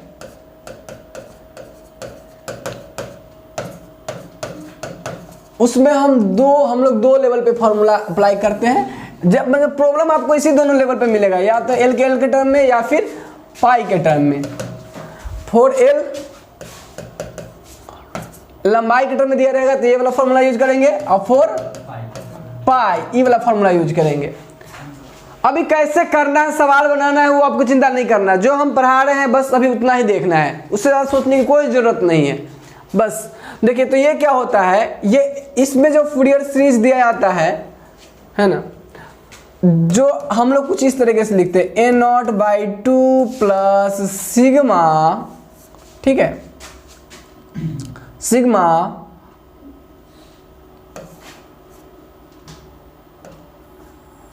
an sine n pi x by l n equal to 1 to infinity plus sigma bn cos n pi x by l n equal to 1 to infinity. क्या यही फॉर्मूला था? इससे पहले जो फॉर्मूला पढ़े थे तो उसमें जो nx फॉर्मूला था, तो इस यही फॉर्मूला था सेम। अब दोस्त देखिए, गौर से देखिए ध्यान से इसको, ठीक। इसमें a0, अच्छा इससे पहले जो फॉर्मूला इसके लिए जो लिखे थे, इसमें फॉर्मूला जो लिखे थे वो भी इसी से हम लोग लिख लेंगे, है ना। लेकिन तत्काल ये देख लीजिए, इसमें जो a0 निकालेंगे वो कुछ नहीं करेंगे, 1/l कर देंगे, है ना। वहाँ 1/पाई करते थे, है ना, यहाँ 1/l कर देंगे और fx dx कर देंगे, है ना। और कहाँ से कहाँ, ये l के लिए कर रहे हैं तो l का जो हमें लिमिट दिया रहेगा वहाँ से वहाँ हम उसकी लिमिट पुट करेंगे, ठीक है। 0 to l दिया, 0 to l -l to l, है ना। तो जो दिया रहेगा वो लिमिट पुट करेंगे। अच्छा हो, यहाँ पर जो हम लोग बात करेंगे an निकालने की, तो ये 1/l इसमें भी रखेंगे, सेम चीज़ें, ठीक। और देखिए fx तो हो ही गया, अब यहाँ पे जो है किसके n किसे निकाल रहे हैं, साइन के लिए, तो क्या हो जाएगा fx इंटू का sine n pi x by l dx, ठीक है। अच्छा, और जब bn निकाले जाएंगे तो क्या होगा, वो 1/l fx रहबे करेगा, अब bn किसके लिए, cos n pi x by l dx। इस तरीके से हम लोग क्या निकाल लेंगे, हम लोग जो निकाल लेंगे a0, an और bn की वैल्यू निकाल लेंगे। और हम सबको पता है ऑलरेडी कि इस जो दोनों ये जो वैल्यू निकालते हैं इसकी क्या जरूरत है, क्योंकि हमको पता है कि इस वाले सीरीज में अगर a0, an और bn का वैल्यू पुट कर दिया जाए तो यही सीरीज हमारा क्या कहलाता है, फ्यूरियर सीरीज कहलाता है। और मेनली हमें काम किसके लिए करना रहता है, इसी को निकालने के लिए काम करना रहता है, ठीक है। अच्छा, अब ये सीख लिए। अब देखिए यही चीज़, अब पाई के लिए जो फॉर्मूला लिखते हैं हम लोग, पाई के लिए, ठीक है, जब पाई के लिए फॉर्मूला लिखते हैं तो क्या करते हैं, हो इसी वाले में जहाँ जहाँ एल है वहाँ वहाँ पाई रख दीजिए। क्या रख दीजिए, पाई। जहाँ जहाँ एल है वहाँ क्या रख दीजिए, पाई। हो तो देखिए इस वाले में अगर जहाँ जहाँ एन है वहाँ वहाँ पाई रखिएगा तो यानी पाई के लिए जो फॉर्मूला आएगा कुछ ऐसा बन के आएगा। देखिए तो गौर से, इस वाले केस में जब पाई के लिए लिमिट दिया रहेगा तो सवाल के लिए जो फॉर्मूला हम लिखेंगे वो फूरियर सीरीज का वो लिखेंगे fx इज इक्वल टू, है ना, a0/2, ऐसे भी हम पढ़ रखे हम लोग इसको, sigma n equal to 1 to infinity, और इसमें पढ़ रखे हम लोग an sine nx, an sine N X plus sigma n equal to 1 to infinity B N cos N X. ये हम लोग पढ़ रखे हैं। ये हुआ कैसे, n की जगह पे अगर आप l की जगह पे आप पाई रखिए तो पाई से पाई कट जाएगा, ये तो इतना सेम ही रहा, पाई से पाई कट जाएगा, ये n पाई बचेगा, है ना। और इसमें भी रखिएगा तो पाई से पाई कट जाएगा, l की जगह पे रखिएगा तो एन एक्स बचेगा तो कॉस एन एक्स। मतलब यही फॉर्मूला ऑलरेडी पहले भी हम पढ़ रखे हैं। और इसमें जो निकालना रहता है हम लोगों को ए नॉट निकालना रहता है, तो कैसे निकालते हैं 1/पाई, है ना। और जो लिमिट दिया गया रहता है वो लिमिट हम रखेंगे, है ना। अब इस सवाल के लिए हम एग्जैक्टली लिमिट हम लोग नहीं लिखे हैं, हम बोले कि पाई वाला टर्म में कैसा यूज करेंगे, तो इसकी लिमिट ऐसा 0 से पाई हो सकता है, 0 से 2 पाई हो सकता है। तो जब लिमिट दिया रहेगा उस लिमिट को रखेंगे, वो कैसे होगा उसकी भी चिंता भी नहीं करना, जो सवाल करेंगे तो हम आपको वहाँ दिखाएंगे कि कैसे करना है। अब तत्काल 1/पाई कुछ नहीं, सेम चीज है, एल की जगह पर पाई हो जाएगा, बाकी सब चीज तो उसी तरीके से लिखाएगा। क्या होगा एफ एक्स डी एक्स। अच्छा ए एन कैसे लिखेंगे 1/पाई, और एफ एक्स डी एक्स तो रहबे करेगा, और किसके लिए निकालने जा रहे हैं साइन के लिए, तो हो जाएगा sine N X D X. अच्छा अब बी एन निकालने का तरीका क्या होगा बाबू 1/पाई, फिर एफ एक्स तो रहबे करेगा, और उसको इंटीग्रेट किसको करेंगे cos N X D X. अब इसको इंटीग्रेट करके ए नॉट निकालेंगे, एन निकालेंगे बी एन। तो अप्रोच हमारा एल वाले सवाल के टर्म में कुछ ऐसा होने वाला है इस तरीके से निकालने के लिए, और पाई वाले के लिए इस तरीके से होने वाला है। नहीं तो बच्चे अगर एक ही फॉर्मूला पढ़े रहते हैं और कभी एल वाला टर्म में दे दिया जाता है सवाल, तो बच्चा सोचता है कि हम तो पाई वाला के लिए पढ़े हैं, इनमें पाई लिखे कि एल लिखे कि कन्वर्ट कैसे करें, तो आप प्रॉब्लम में फंसने लगोगे। तो होता क्या कि आपको दोनों बातें अच्छे से क्लियर रहनी चाहिए। अच्छा दोस्त इस ध्यान से सुनो, इस फॉर्मूला को ही हम लोग जानते हैं यूलर्स फॉर्मूला के नाम से। इस फॉर्मूला को ही हम लोग किस फॉर्मूला के नाम से जानते हैं, ये जो फूरियर सीरीज वाला जो फॉर्मूला है, इसी फॉर्मूला के नाम से हम किस फॉर्मूला से जानते हैं, यूलर्स फॉर्मूला के नाम से जानते हैं, यूलर्स फॉर्मूला। तो ये बातें भी ध्यान रखिए, कभी कभी यूलर्स फॉर्मूला बोल दे तो आप ये मत घबराइए कि किस फॉर्मूला के बारे में बात कर लिया। अब दोस्त पूरा मिला के आप एक चीज गौर कर रहे होगे कि सब मिला के गेम है इंटीग्रेशन का। फॉर्मूला तो एक फॉर्मूला आपको याद हो गया होगा, हम इतना बार लिख दिए हैं कि आपको याद भी हो गया होगा। अब लेकिन गेम किसका है, इंटीग्रेशन का, है ना। और ऐसा नहीं कि इसमें भी बहुत ज्यादा टफ इंटीग्रेशन आने वाली है, इंटीग्रेशन आएंगे लेकिन वो आपको क्योंकि 3 बार इंटीग्रेशन आपको मेजरली अच्छे से करना पड़ेगा। तो ये तीनों इंटीग्रेशन करने के लिए जितनी रिक्वायरमेंट है उतनी तो आपको होनी ही चाहिए। और ये क्वेश्चन जब भी फूरियर सीरीज की आएगी ऑलमोस्ट 6 नंबर में आपसे पूछे जाएंगे, 6 मार्क्स की क्वेश्चन आएंगी, और ऑलमोस्ट एक क्वेश्चन इससे रखा रहता है आपके एग्जामिनेशन में। और यही फॉर्मूला, इसमें से ये फॉर्मूला नहीं तो ये फॉर्मूला यूज करते हैं। सिर्फ आपको लिमिट जब दिया रहेगा तो उसका लिमिट जहां से जहां दिया रहेगा वो लिमिट पुट करते हैं हम लोग, ठीक है। इसमें हम लिमिट नहीं रखे हैं, ये बात ध्यान रखिएगा।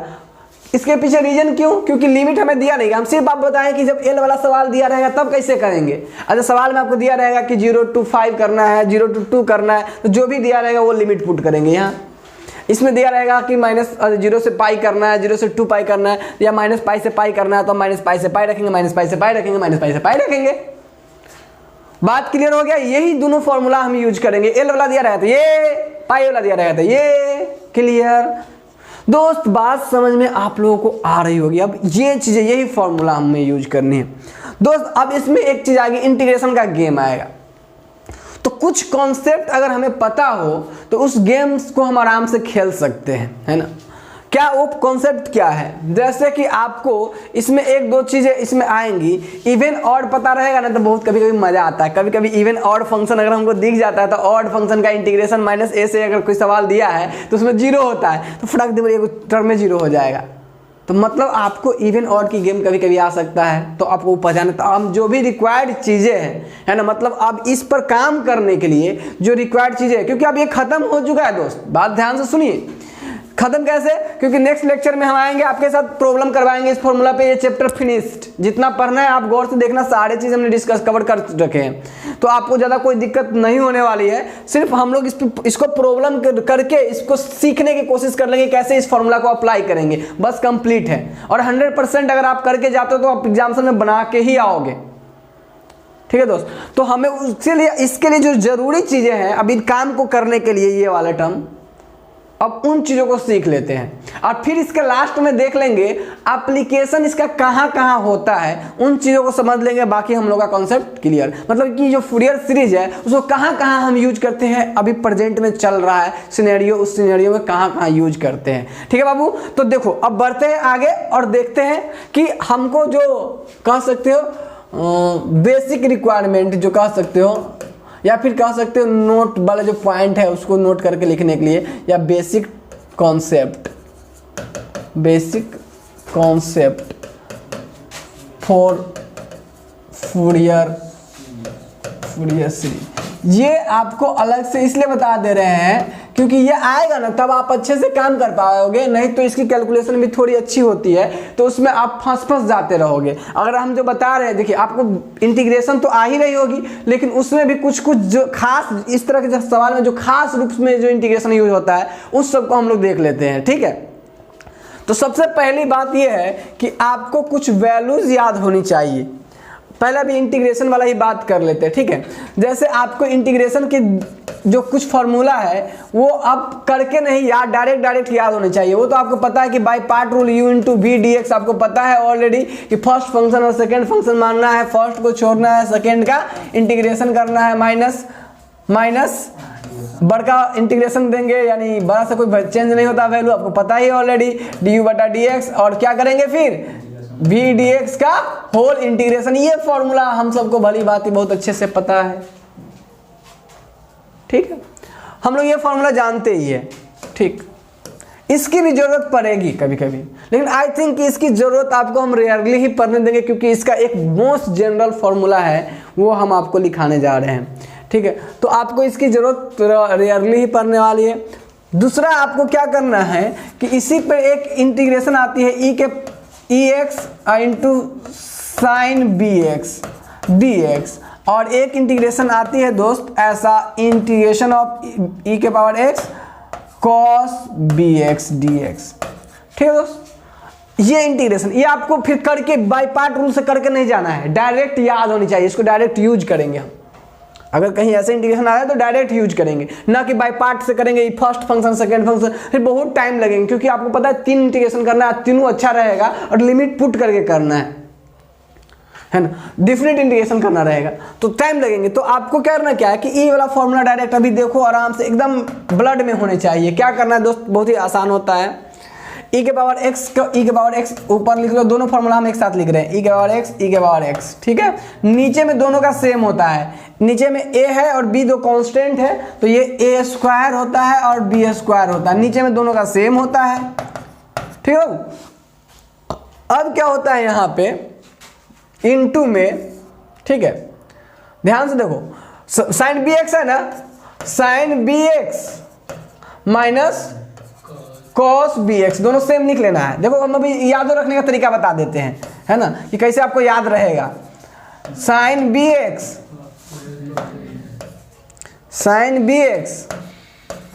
Plus cos B X. Book में ऐसा हो सकता है कि कॉस बी एक्स को पहले लिख दिया हो, साइन बी एक्स को बाद में लिख दिया हो, तो उससे फर्क नहीं पड़ता क्योंकि प्लस में है ना। अब ध्यान दीजिए, ये यहाँ पे याद क्या रखने वाली बात है, कितना आसान है, इतना तक तो आपको एकदम आसानी से याद हो गया होगा। अब देखिए इसमें क्या रहता है कि बी वाला है ना साइन वाला, तो इसमें साइन वाला को ए देंगे है ना, और कॉस वाला को बी देंगे। तो यहाँ साइन वाला को ए दे दिए ना, तो कॉस वाला नाराज है तो कहेगा कॉस वाला के हमको हम की बार ए दो, तो हम की बार कॉस वाला को ए दे देंगे, इसको बी दे देंगे, बस ये फॉर्मूला है एग्जैक्टली। ये आपको याद करने का टिप्स बता दिए कि वो ऐसे याद आप रख सकते हो ना, कि कंफ्यूजन कभी ना रहे ए बी केने गया है ना। तो ये तरीका है, तो ये फॉर्मूला भी आपको एकदम ब्लड में होनी चाहिए क्योंकि इससे बहुत इजीली इंटीग्रेशन हो जाएगा, नहीं आसानी से फटाक देर कर लेंगे। जैसे इंटीग्रेशन ऑफ रहेगा ई के power 2x cos 3x dx, कुछ भी नहीं करेंगे फटाफट, ई के पावर x ई के power 2x a square plus B square, 2 और 3 के स्क्वायर कितना हो जाएगा, 2 के स्क्वायर 4, 3 के स्क्वायर 9, 9 4 13 हो जाएगा 13। इधर देखिए b कितना है, b अभी ये है 3, तो 3 साइन bx मतलब b जब ये है तो साइन 3x प्लस a कितना है, a आपका 2 है तो 2 cos bx यानी 3x। हो गया आंसर। देखिए कितना आसान है, अगर याद रहेगा तो बहुत जल्दी कर लेंगे इसको हम। बात समझ में आ रही है? तो 1 2 3 ये 3 फॉर्मूला आपको अच्छे से कंप्लीट कर लेने हैं अभी।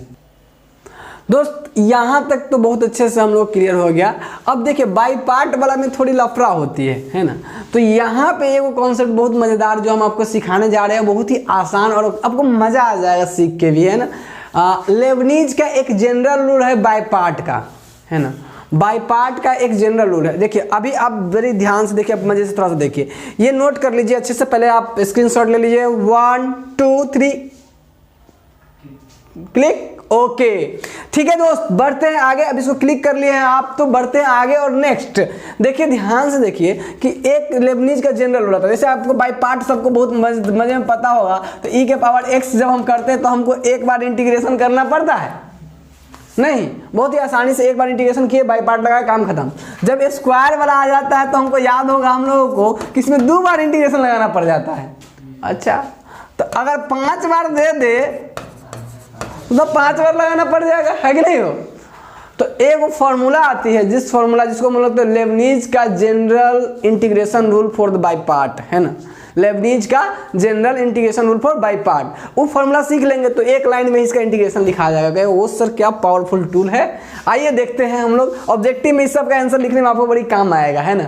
और यहाँ पर जो हम लोग पढ़ रहे हैं अभी फ्यूरियर सीरीज, इसमें इंटीग्रेशन वाला जो कुछ ऐसा बनेगा ना, तो उसमें हमको काम आ जाएगा। तो जनरल क्या है सो देखिए ध्यान से, जनरल रूल क्या, फिर इसको करके भी दिखाएंगे, हेडिंग लगा लेंगे। अगला यानी 3 को बता दिए, 3 कॉन्सेप्ट जो कि आपको बहुत अच्छे से याद रखनी है। चौथा कॉन्सेप्ट जो इसमें बहुत अच्छे से याद रखनी है, तो वो जितना भी बता रहे हैं सब बहुत ही काम का है, सबको एकदम ब्लड में रहनी चाहिए सारी बातें। देखिए जो इंटीग्रेशन आपको आती है उसके अलावा देखो ये बाबू, ये देखिए हेडिंग हम लगा रहे थे, हम लोग हेडिंग लगा रहे थे, इंटीग्रेशन अभी नहीं, heading Lebanese general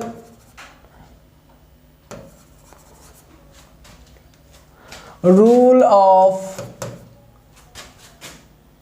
of integration by part, integration by part. दोस्त ये आपके अदर सेक्शन में भी काम कर जाएगा, लेकिन ये ध्यान रखिएगा कि ये वाला रूल हम लोग इंटीग्रेशन करते वक्त बाय पार्ट वाला फॉर्मूला 6 नंबर या 4 नंबर का पूछेगा इंटीग्रेशन, उसमें नहीं लगाना है ना, क्योंकि एक ही लाइन में आंसर आ जाएगा तो फिर दिक्कत है। एग्जामिनर समझेगा कि डायरेक्ट कहाँ से लिया है आंसर, है ना। वो जानेगा कि उस रूल से, लेकिन वो नहीं चाहता कि आप उस समय वो रूल लगाइए, ठीक है। लेकिन हम लोग इस यहाँ पे लगा सकेंगे, ऑब्जेक्टिव में लगा सकेंगे। देखिए क्या कह रहा है, Lebanese general rule of integration कह रहा है कि देखिए अगर आपके पास u(x) एक फंक्शन है और एक v(x) एक फंक्शन है, दोनों गुना में है, ठीक है, तो ये कहता है कि आप इसका आंसर ऐसे डायरेक्ट लिख सकते हैं। अपने ऑब्जर्वेशन से उन्होंने एक कंक्लूड किए थे और हम लोग को मिला था ये फॉर्मूला कि देखिए पहले आप जो फंक्शन रहेगा वो u के u लिख लीजिए, ठीक। यहाँ पे जो फंक्शन रहेगा u, यानी जो फर्स्ट फंक्शन होता है सो u का u लिख लीजिए, और जो आपका v रहेगा ना उसको आप इंटीग्रेट करके गुना कर लीजिए। इंटीग्रेट जैसे ये उसका इंटीग्रेशन हुआ ना, जो आएगा उसका इंटीग्रेशन। तो हम लोग देखिए इसका एक पार्ट को इंटीग्रेट कर लिए और जो पहला था उससे गुना कर दिए, ये हो गया। आपको क्या करना है, एक बार प्लस लिए तो एक बार माइनस, ठीक। अब इसको भूल जाइए, अब छोड़िए, अब इसको यहाँ पे आ जाइए। पहला वाला जो है उसको अब डिफरेंशिएशन कीजिए, इसको फिर से इंटीग्रेशन कीजिए जो आया हुआ है, फिर प्लस लीजिए उल्टा एक एक करके, फिर इसका डिफरेंशिएशन कीजिए और फिर ये 2 वाला उसका इंटीग्रेशन कीजिए, फिर माइनस, एक बार प्लस एक बार माइनस अल्टरनेट करके, फिर इसके वाला को डिफरेंशिएशन कीजिए 3 बार और फिर इंटीग्रेशन कीजिए, इसका इंटीग्रेशन कीजिए। और इसी तरह से आपको जब तक ये चलता जाए, खत्म ना हो तब तक चलता चला जाएगा। अब कहिएगा सर ये तो बात आप समझा दिए, लेकिन मामला कुछ बचा नहीं है अच्छी तरीके से। सर थोड़ा एक काम कीजिए ना कि इसको एक एग्जाम्पल से समझाइए। चलिए अभी तक आपको पता है x e के पावर x, अभी सबसे पहले सिंपल से चलते हैं और 2 प्रॉब्लम करते हैं इसी पे और आसानी से आपको समझाते हैं। x e के पावर x dx, कहिए सर इसका इंटीग्रेशन आप लोग तो करना जानते हो बाय पार्ट से, क्या होता है।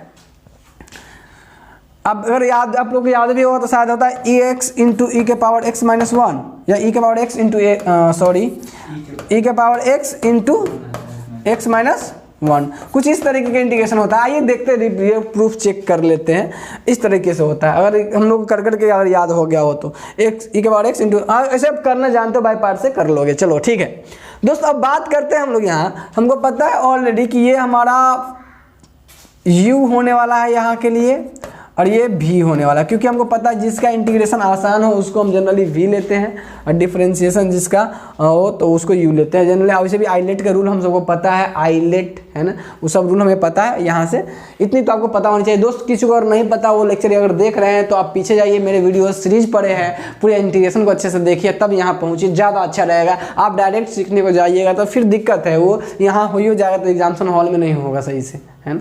तो ध्यान दीजिए उस चीज़ को, प्रीवियस लेक्चर जाकर देखिए, फिर आइए, फिर उसमें आपको ये सारी बातें पता होंगी आपको। दोस्त बात करते हैं हम यहाँ पे कि आपको फर्स्ट को छोड़ना है according to this rule, Leibniz rule के अनुसार से। पहला एक्स यू को छोड़ना था, तो आप कहेगा यू छोड़ना है, यू एक्स है तो एक्स को छोड़ दिए। अब क्या करना था, ई के पावर एक्स का इंटीग्रेशन करके गुना करना था। ई के पावर एक्स का इंटीग्रेशन क्या होगा, ई के पावर एक्स, अच्छा माइनस इसका। अब बताए थे कि इसको मतलब ये कुछ ऐसा था, देखिए यहाँ से अब हमारे रूल के अनुसार तो ये ऐसा लिखाया, कैसा लिखाया सो देखिए, x ई के पावर x dx का इंटीग्रेशन, यही बात है ये, ठीक है। लेकिन अब हम लोग डायरेक्ट जब बात को समझ लिए हैं कि यहाँ v1 v2 v3 respective integration है, और u1 u dash u dot dash ये रिस्पेक्टिव डिफरेंशिएशन है, तो काम क्या होगा, x इंटू का ई के पावर x माइनस, अब देखिए x का डिफरेंशिएशन फिर से करते तो x का डिफरेंशिएशन कितना 1 इंटू का इसका फिर से इंटीग्रेशन, तो क्या होगा e के पावर x प्लस अब 1 का फिर से डिफरेंशिएशन, तो नेक्स्ट u2 मिलेगा, मतलब डबल डिफरेंशिएशन मिलेगा, तो ये 0 हो जाएगा। अब आगे जब भी करेंगे 0 का 0 0 का 0 पूरा 0 हो जाएगा, खत्म। मतलब मामला हमारा यहाँ तक बन गया है कि नहीं, इससे आगे तो जाने की जरूरत नहीं है। अब देखिए दोस्त, इसको अगर हम एक काम करें तो क्या करें, x ई के पावर x माइनस ई के पावर x और ई के पावर x कॉमन ले ले, तो x माइनस 1 प्लस सी, अगर इनडिफिनिट है तो 1 प्लस सी, इसमें भी यही होता है। देखिए तो क्या मैच नहीं कर रहा है आंसर, ये हमें डायरेक्ट याद था, क्योंकि हम लोग इतना बार किए हैं इस क्वेश्चन को कि डायरेक्ट याद हो गया। देखो कितना आसानी से एक लाइन में हम लोग कर ले रहे हैं दोस्त। यही अगर मान लीजिए सेम क्वेश्चन आपको बताए कि इंटीग्रेशन ऑफ एक्स स्क्वायर ई के पावर एक्स के लिए दे दिया जाता, तो क्या करते, कुछ नहीं, एक्स स्क्वायर ई के पावर एक्स का ई के पावर एक्स, ठीक है। अब अगला बार माइनस इसका डिफरेंशिएशन, एक्स स्क्वायर का डिफरेंशिएशन 2x है, और फिर ई के पावर एक्स का इंटीग्रेशन ई के पावर एक्स, कितना मजा आ रहा है, प्लस 2x का क्या हो जाएगा, 2x का कितना हो जाएगा दोस्त, देखो ध्यान से देखो, 2x का कितना हो जाएगा 2, ठीक है, और फिर ई के पावर एक्स का, और फिर आगे 2 का क्या हो जाएगा 0, मतलब अगला टर्म सब 0 होते चला जाएगा। मतलब यहाँ तक काम बन गया, काम खत्म, हटाओ जी इसको, है ना। अब ये हमारा आंसर हो गया, इसको लिख लेंगे अगर अच्छे से लिखना हो तो ई के पावर एक्स, अब देखो ये हो जाएगा x square minus 2x plus 2, okay plus c, कितना मजेदार है, एक लाइन में। यही अब मतलब यूजफुलनेस है किसका, लेबनीज का ये जनरल इंटीग्रेशन का। और एक बहुत ही मज़ेदार फॉर्मूला, आप लोग को सीख के भी मज़ा आया होगा कि एक बार में ही आंसर लिखना है इससे। लेकिन दोस्त एग्जाम्सन में अगर आपको पहले बार बार बोल रहे हैं कि जब स्टार्टिंग में आए जैसे इंटीग्रेशन करने के लिए बाय पार्ट वाला, तो इस पर मत कीजिएगा। इसका यूज करेंगे या तो हम फूरियर में, या फिर हम लोग कहाँ यूज करेंगे, ऑब्जेक्टिव में यूज करेंगे। जैसे इस तरह का ऑब्जेक्टिव जब दे दिया तो इस तरह से लिख लेंगे फटाक देवर। ऐसा नहीं कि उसको 2 बार बाय पार्ट करते जाएंगे फिर उसका आंसर लिखेंगे, तो फिर बहुत टाइम लग जाएगा, वो सब्जेक्टिव के बराबर सफिशिएंट टाइम लग जाएगा। तो फिर हम ऑब्जेक्टिव में इसका यूज कर लेंगे। अपेक्षा करते हैं कि आपको ये लेबनीज का ये वाला रूल समझ में आया होगा, क्लियर है, जिसमें आपको ध्यान रखना ये कि ये डिफरेंशिएशन के लिए यूज करते चले गए हैं और ये इंटीग्रेशन के लिए, है ना। तो इसकी इंटीग्रेशन आसान होनी चाहिए, बात भी ध्यान में हम रखेंगे, तो उसको यानी आइलेट रूल के अनुसार से डिसाइड करेंगे और काम कर लेंगे फटाफट। तो दोस्त अब ये कॉन्सेप्ट सीखने के बाद भी हमें 4 कॉन्सेप्ट अभी बढ़िया से बताएं दोस्त कि हमको फूरियर सीरीज के लिए जरूरत, एक तो ये फॉर्मूलाज और एक ये कॉन्सेप्ट। अब 5वां जो रिक्वायरमेंट है उसको भी समझिए। 5वां रिक्वायरमेंट है कि आपको समझना पड़ेगा इवन और ऑड फंक्शन, है ना। 5वां रिक्वायरमेंट है आपको समझना पड़ेगा even odd function, even and odd function, even and odd function. अब बात मामला ये आती है कि देखिए ऑलरेडी हम आपको पढ़ा रखे इवन ऑड फंक्शन सब, जो इंटीग्रेशन आप कितना पढ़ा है उसमें इवन ऑड बढ़ाया गया है आपको, वही वाला इवन ऑड है, कोई दूसरा तीसरा नहीं है। कभी कभी बच्चे दूसरे टॉपिक में देख लेता है तो उसको लगता है इवन ऑड फंक्शन बोल दिया तो उनको लगता है कि भाई यहाँ नया चीज़ होगा, ऐसा नहीं, वही वाला इवन ऑड है जो आपको इंटीग्रेशन में पढ़ाया गया है, ठीक है। और इससे क्या फ़ायदा क्या होता है, कभी कभी हमें ना माइनस पाई से पाई वाला जो इंटीग्रेशन देता है माइनस एल से एल, जैसे अभी हमको इंटीग्रेशन जब लिमिट हमको माइनस पाई से पाई हम जब हमारे क्वेश्चन में मिलेगा है ना फंक्शन का, है ना, और माइनस एल से एल वाला जब लिमिट मिलेगा है ना, तो उस केस में हम लोग बड़ी फायदा होने वाला रहता है इससे, क्योंकि हमको पता है अगर इंटीग्रेशन आपने मेरा वीडियो लेक्चर देख रखा था, आपको हम कई बार बताए होंगे वीडियो लेक्चर में कि ऑड फंक्शन का इंटीग्रेशन माइनस ए से ए में 0 होता है। अगर ये ऑड हुआ तो इसका इंटीग्रेशन 0, अगर ये ऑड हुआ तब, ठीक है। अगर ये इवन होता है, हाँ बहुत बढ़िया, अगर ये इवन होता है तो इसी का 2 गुना हो जाता है 0 से A F x D x, जब ये इवन होता है। तो इवन ऑड पहचानना बड़ी काम का चीज़ होता है, और यहाँ पर हम लोग इस कॉन्सेप्ट का यूज करके बहुत बार ऐसा होगा कि हम लोग उसका काम तमाम कर देंगे एक बार में ही, जिससे हमारा काम आसान हो जाएगा। अगर नहीं तो फिर करते जाइएगा इंटीग्रेशन, अब फाइनली उसका इंटीग्रेशन बहुत लंबा चला, इंटीग्रेशन करने के बाद लिमिट इनपुट करने के बाद 0 आएगा, है ना, तो फिर बाद में अरे भाई इसका 0 ही आना था तो इतना करने की क्या ज़रूरत थी। तो अगर इवन ऑड आपको पहचानने आएगा तो आराम से हम लोग दोस्त कर लेंगे। तो मेरा मामला ये है कि सर आप बात तो समझ गए कि आप क्या कहना चाहते हैं, अब हमको समझाइए कि इवन ऑड होता क्या है। आइए बात करते हैं हम लोग इवन ऑड पे। ये इसी कारण हम सिखा रहे हैं कि आपको इवन ऑड पहचानने आनी चाहिए। बाय द वे आपको इवन ऑड की आइडिया है, हमने वीडियो लेक्चर में दे रखे हैं दोस्त। अगर किसी फंक्शन में, अगर कोई फंक्शन है उसमें अगर हम डालते हैं माइनस ऑफ एफ एक्स, तो वो बराबर अगर आ जाता है minus F of minus x के रूप में ही रहता है, यानी इसको जब हम डालते हैं इसमें माइनस और ये बराबर आ जाता है एफ एक्स के ही, है ना, तो हम लोग कहते हैं कि ये इवन फंक्शन है। कैसा फंक्शन है? इवन। और अगर फंक्शन में हम डालते हैं, सॉरी यहाँ पे एक काम करते हैं हम लोग, थोड़ा सा इसी चीज़ को अच्छे तरीक़ा से लिख ले, इसी चीज़ को अच्छे तरीक़ा से। अच्छे तरीक़ा का मतलब क्या है सर? कुछ नहीं, एफ ऑफ माइनस एक्स कोई फंक्शन है, let F X is a function, ठीक है, कोई फंक्शन है एफ एक्स, तब अगर हम एफ ऑफ माइनस एक्स करें और वो एफ एक्स के बराबर आ जाए तो फंक्शन क्या होगा? जो दिया गया फंक्शन वो कैसा होगा? F X is even. F x कैसा है? इवन। अगर दूसरी बात कर ले, अगर एफ ऑफ माइनस एक्स डाले और माइनस ऑफ एफ एक्स हो जाए तो कैसा होगा दोस्त? ये होगा ऑड फंक्शन। सर आप तो फटाफट बोल दिए ये सब ऐसे ऐसे होगा, आप एग्जाम्पल दे दो तो ज़्यादा मज़ा आता। चलिए एग्जाम्पल देते हैं हम लोग और एग्जाम्पल से सीखते हैं। देखिए दोस्त, अगर हम बात करें, जैसे देखिए ध्यान सुनिए, अगर आपको दे दे कि एफ एक्स बराबर एक्स स्क्वायर है, ठीक है दोस्त, तो आप कहेंगे, हम पूछेंगे कि बताइए इवन फंक्शन है कि ऑड फंक्शन है? आप कहेंगे सर आप तो बताएं कि माइनस एक्स डालने के लिए और उससे अगर उसी के बराबर आ जाए तो वो इवन फंक्शन होता था। कहेंगे सर आप फंक्शन दे दिए हमको, रुकिए हम माइनस एक्स डाल के देखते हैं। तो F minus x minus x के स्क्वायर करेंगे, ये कितना आ जाएगा? माइनस एक्स के स्क्वायर एक्स स्क्वायर होगा। अब देखिए तो एक्स स्क्वायर क्या था हमारा? एफ एक्स था ना, तो एफ एक्स के बराबर नहीं आ गया? F minus x of x किसके बराबर आ गया? एफ एक्स के नहीं, जब इसका स्क्वायर के तो पुरान का जो था उसी के बराबर ना आ गया, तो यानी एफ एक्स के बराबर आ गया। यानी हम ये कह सकते हैं, ऐसे भी अगर इसी बात को लिखे दोस्त कि एफ माइनस स्क्वायर क्या होगा? एक्स स्क्वायर हुआ, यानी एफ माइनस एक्स क्या होगा? X square. यानी हम इसको कह सकते हैं एफ माइनस एक्स बराबर एक्स स्क्वायर क्या है? F x. तो वही बात तो हम लोग लिखे हैं कि एफ माइनस ऑफ एक्स किसके बराबर हो जाए? एफ एक्स के बराबर हो जाए तो कैसा फंक्शन होगा? इवन फंक्शन होगा। ये कैसा? एक्स स्क्वायर कैसा फंक्शन हो जाएगा? Even function. अब क्या सर ये वो तो दे दिया, आप बढ़िया सा ट्रिगोनोमेट्री वाला हमसे कुछ दीजिए ना।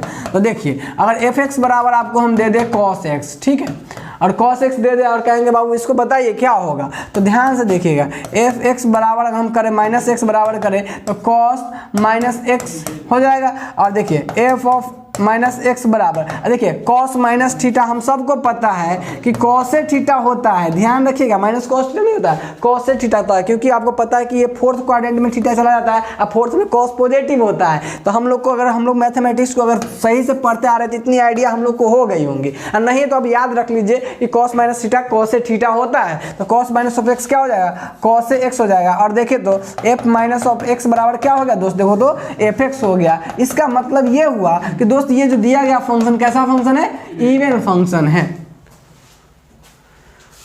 बात समझ में आ रही? अच्छा, अब गौर से देखिए ध्यान से, अब बात करते हैं ऑड के लिए। सर खाली इवने के लिए होता है, ये ऑड क्यों भी बता दीजिए। आइए ऑड के लिए भी देख लेते हैं। देखिए ऑड के लिए क्या होगा, जैसे मान लीजिए एफ एक्स बराबर नॉर्मली आपको दे दिए एक्स, ठीक है। अच्छा, इसमें एग्जाम्पल में एक दो को लिख लीजिए तो अच्छा रहेगा। ये आप लिख लीजिए x square x four cos x, ठीक है, इस तरह से कुछ इटिश कर लीजिएगा, ठीक। दोस्त अगर बात करें x की तो अब क्या कीजिएगा, एफ ऑफ माइनस एक्स कीजिएगा, अगर ये हो जाए क्या। अब दोस्त ऐसा नहीं आपको वहाँ करके दिखाना रहता है, आप अपनी फायदा के लिए इंटरनली रफ पेज में इधर राइट लेफ्ट ये करके आप काम कर सकते हैं, वहाँ शो नहीं करना रहता कि ये ऑड आप दिखाएं। ज़्यादा मन होता आप कह सकते हैं this is odd function so integration is 0, है ना, क्लियर। यहाँ पे ये इसमें x की जगह पे माइनस एक्स डालेंगे तो माइनस एक्स हो जाएगा। अब देखिए गौर से, एफ माइनस एक्स, और x की जगह पे क्या रख सकते हैं, एफ एक्स, यानी माइनस तो पहले ही से है, x की जगह पे रखेंगे एफ एक्स। तो देखिए तो एफ माइनस ऑफ एक्स किसके बराबर, माइनस ऑफ एफ एक्स के बराबर हो रहा है। इसका मतलब ये कौन सा फंक्शन, ऑड फंक्शन, ठीक है दोस्त। अब बात करते हैं नेक्स्ट। अब मान लीजिए कहिएगा सर कुछ साइन वाला सामने से दिखाइए, एफ एक्स बराबर हो गया साइन एक्स, ठीक है। अब एफ एक्स बराबर हो गया साइन एक्स। अब गौर से देखिए इस चीज को कि एफ ऑफ माइनस एक्स डालेंगे तो हो जाएगा साइन माइनस एक्स। हम सबको पता है sine minus theta minus sine theta होता है, साइन ऑफ माइनस थीटा क्या होता है, माइनस साइन थीटा। तो कहेंगे कि सर आप एक काम कीजिए, इसको ऐसे लिख लीजिए, माइनस साइन थीटा लिख लीजिए, क्योंकि कॉस की तरह नहीं होता है ना। अब देखिए फोर्थ क्वाड्रेंट में जाएगा, फोर्थ क्वाड्रेंट में क्योंकि निगेटिव एंगल जब आप तो फोर्थ में जाएगा, फोर्थ में साइन निगेटिव होता है, इसलिए इसके साथ निगेटिव तो होगा ही। अच्छा, अब सर एक काम कीजिए, इसी को ऐसे लिख सकते हैं, कैसे लिख सकते हैं, F of minus x minus sine x के बदले क्या लिख सकते हैं, एफ एक्स। देखिए तो कहेंगे सर ये ऑड वाला नेचर को फॉलो कर रहा है, किस नेचर को, ऑड वाला को। तो ये आपका कैसा फंक्शन हो जाएगा, ऑड फंक्शन, ठीक है। अब इसी में आप बताइए कि एफ एक्स बराबर अगर हम आपको दे दें साइन स्क्वायर एक्स, ठीक, तो ये इवन होगा कि ऑड होगा, हो तो ध्यान से देखेंगे। हम क्या करें, कुछ भी करना नहीं है, सिंपल क्या करेंगे, साइन, देखिए साइन स्क्वायर एक्स में हम कहेंगे साइन स्क्वायर माइनस एक्स डालेंगे। अब पता है ऑलरेडी कि हमको एफ माइनस एक्स बराबर, इसको लिख सकते हैं माइनस साइन एक्स का होल स्क्वायर, क्योंकि दोनों सिम बात बराबर है, ऐसे लिखे। अब ये क्या हो जाएगा, एफ ऑफ माइनस एक्स बराबर क्या हो जाएगा, साइन स्क्वायर एक्स। अब गौर से देखें तो क्या हो गया, साइन एफ एक्स था तो एफ माइनस ऑफ एक्स बराबर क्या हो गया बाबू, एफ एक्स। तो कहाँ चला जाएगा, इवन फंक्शन में चला जाएगा, इवन फंक्शन में, है ना। तो कुल मिला के हमें इवन और ऑड पहचानने आ गया है। इतनी ये बेसिक आइडिया भी आपको रहनी चाहिए इसके लिए।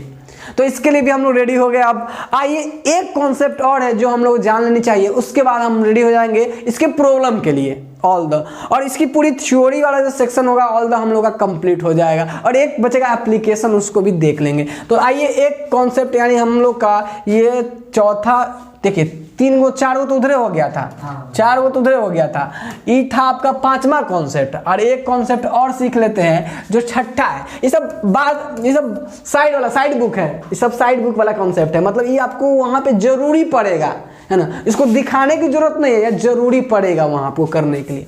छठा क्या है, देखिए सर जो आप लिखा रहे हो तो हम जानते हैं, कोई नहीं आप यहाँ जानते हो तो अच्छी बात है। साइन 0 0, साइन इन पाई जब रहता है, साइन इन पाई ये होता है 0, ध्यान रखिएगा, ये जनरल फॉर्मूला आपको याद रखने हैं। इन पाई मतलब समझ रहे हैं, साइन एन का वैल्यू 0 से 1 2 3, एन क्या रहेगा 0 से 1 2 0 1 2 3 so on, integer value. Okay, तो जैसे साइन आपको पाई का मान 0, 2 पाई 0, 3 पाई 0, 4 पाई 0, 5 पाई 0, सर उसके आगे हम लोग कर लेंगे। चलो ठीक है दोस्त, बात करते हैं आगे नेक्स्ट। ठीक है, नेक्स्ट आपको क्या याद रखने हैं, 1 2 3 आपको याद रखना है कि cos 0 भाई बहुत बढ़िया, cos 2n पाई है ना, ये भी आपका 1 होता है, ध्यान रखिएगा। cos 2 पाई, cos 4 पाई, cos 6 पाई, cos 8 पाई, ये भी क्या होता है 1। अगला cos n पाई है ना, ये -1 के पावर n होता है। ठीक है, इसका मतलब क्या सर, आप तो डायरेक्ट cos पाई का मान आप बता देते कि cos 2 पाई आप बता देते 1 होता है, cos पाई बता देते आप -1 होता है, और ये cos n पाई बताए -1 के पावर n। हाँ देखिए बाबू, अगर मान लीजिए n का मान 0 रखेंगे, ठीक है, तो n का मान 0 होगा, ध्यान से देखिएगा, ये आपका n का मान जैसे 0 होगा, देखिए ये आपका 1 बन जाएगा, है ना। लेकिन जैसे n का मान 1 रखेंगे तो यहाँ देखिए cos 0 रखेंगे तो cos 0 आ जाएगा यहाँ पे, तो यह -1 के पावर 0 होगा। cos 1 रखेंगे 1, यानी 1 रखेंगे n का मान तो cos पाई हो जाएगा, -1 के पावर n के बदले 1 रखेगा तो n हो जाएगा, यानी n हो जाएगा सॉरी 1। जैसे और n के बदले 2 रखेंगे तो क्या हो जाएगा 2 पाई, और ये हो जाएगा आपका -1 के पावर 2। cos 3 पाई रखेंगे तो क्या हो जाएगा -1 के पावर 3। तो गौर से देखिए दोस्त, 0 तो ये 1, ठीक है, और देखिए माइनस पावर में 1 है तो -1 के पावर क्या होगा 1, यानी -1 आएगा। तो आपको पता है cos पाई का मान कितना होता है -1 होता है। अच्छा, जैसे ही 2 पाई आएगा तो आपको पता है कि cos 2 पाई 1 होता है, तो देखिए इसलिए 1 के पावर स्क्वायर क्या हो जाएगा 1। ये क्या हो जाएगा 3 पाई तो क्या हो जाएगा, हाँ, तो ये क्या हो जाएगा दोस्त -1। तो आप चाहो तो इसका फॉर्मूला ये वाला याद ना रख के भी आप ये फॉर्मूला ही डायरेक्ट याद रख सकते हो, क्योंकि इससे दोनों का काम चल जाने वाला है। तो ये आपको पता होना चाहिए कि cos n पाई का मान -1 के पावर n होता है ना, cos 2n पाई का मान 1 होता है। तो ये कुछ बेसिक जानकारी भी आपको होनी चाहिए, जिससे का यूज हमारे पास बहुत आने वाला है इस सेक्शन में, यानी आपको थोड़ी बहुत वैल्यूज निकालने आनी चाहिए। और बाकी जो रिक्वायर्ड होगा तो हम लोग जब प्रॉब्लम करेंगे तो उसी में उसका सत्यानाश कर लेंगे, है ना, जो भी होगा सत्यानाश उसी में कर लेंगे। लेकिन तत्काल इतना बेसिक हमें एटलीस्ट चाहिए ही चाहिए था। ठीक है दोस्त, तो अपेक्षा करते हैं कि आपको ये सारी बातें अच्छे से क्लियर हो गई होंगी। दोस्तों इतना जानने के बाद हम लोग अब चलते हैं थोड़ा सा, एक और भी जो छोटा सा इसका सेक्शन बच गया है उसको भी डील कर ही लेते हैं, application of Fourier series. Okay, ये कहाँ हमको अभी की प्रेजेंट सिनेरियो में कहाँ फूरियर सीरीज के एप्लीकेशन यानी यूजेस देखने को मिलता है वो आपको बता रहे हैं। वैसे तो हम फूरियर सीरीज क्यों पढ़े, कैसे आया, सारा चीज़ें वो चीज़ें हम आपको डिस्कस कर रखे हैं, लेकिन एप्लीकेशन कहाँ होता है उसको भी देखना जरूरी है। तो हमारे नेक्स्ट स्लाइड में आप देख रहे हो क्या चीज़ लिखा हुआ है, एप्लीकेशन ऑफ फूरियर सीरीज, जो हम जानना चाहते हैं। तो जो फूरियर सीरीज होती है उसकी एप्लीकेशन जो होती है हमारे इलेक्ट्रिकल इंजीनियरिंग में बहुत सारे होते हैं। आगे चल के आपको इलेक्ट्रिकल इंजीनियरिंग वाले जो स्टूडेंट है, जो इलेक्ट्रिकल फील्ड के स्टूडेंट है, उनको ये सब चीजें देखने को मिलेंगे कि उनको फूरियर सीरीज का एप्लीकेशन यूजेस सब देखने को मिलेंगे, है ना, उसका कॉन्सेप्ट सब उसमें आएगा। आगे उनको लैप्लास का भी आएगा और इलेक्ट्रॉनिक्स वाले को भी, इलेक्ट्रिकल और इलेक्ट्रॉनिक्स दोनों को, क्योंकि देखो इलेक्ट्रिकल्स और इलेक्ट्रॉनिक्स दोनों वेव के ऊपर जरूर काम करेंगे। और आपको पता है कि वेव वाला लफड़ा ज्यादातर हमें मोटिवेट किया था फूरियर सीरीज वाले एप्लीकेशन को, है ना, वेव वाला लफड़ा ही मोटिवेट किया था हमको, किस लिए, फूरियर सीरीज के लिए। आपको हम समझाए थे इससे पीछे जस्ट आपको समझाए थे कि क्या वेव का वाला जो मामला, अलग अलग वेव है उसी को हम लोग साइन और कॉस के वेव के फंक्शन में लिख लेते ताकि आसानी से हमें वो समझ में आता है। तो जो भी सिग्नल हमारे पास होता है यानी वेव के फॉर्म में, अभी तो हम लोग क्या 0 और 1 के फॉर्म में रहते हैं, तो उसी लफड़ा को अपन वेव वाला लफड़ा जहां भी आया तो हम उस वेव को हम सिंपल वेव फॉर्म जैसे साइन और कॉस का तो उसमें रिप्रेजेंट करने के लिए फूरियर सीरीज की तरफ बढ़े थे। ये बात आपको हम समझा रखे। तो ये इलेक्ट्रिकल इंजीनियरिंग और इलेक्ट्रॉनिक्स इंजीनियरिंग वाला जो दोनों है, दोनों जो काम करता है पूरे लफड़ा ज्यादातर वेव का ही करता है, क्योंकि एसी जैसे ही आता है एसी करंट तो वेव बनना उसका शुरू हो जाता है कि नहीं। तो समझ लीजिए कि इसकी एप्लीकेशन आपके साथ होने वाली इलेक्ट्रिकल इंजीनियरिंग और इलेक्ट्रॉनिक्स इंजीनियरिंग वाले लोगों के साथ। अच्छा दोस्त, अब बात करते हैं वाइब्रेशन। अब आपको पता है कि वाइब्रेशन मतलब क्या, वाइब्रेशन मतलब वेव जनरेट करेगा, मतलब वहां भी लफड़ा वेव का आएगा और वेव का लफड़ा आएगा, मतलब फूरियर सीरीज का लफड़ा आएगा। बस समझ में आ रही। एकॉस्टिक्स, भाई एकॉस्टिक्स होता क्या है? एकॉस्टिक्स होता है साउंड की स्टडी, साउंड की फीचर, साउंड की प्रॉपर्टीज की स्टडी एकॉस्टिक्स करता है। साउंड क्या है? Sound is a wave.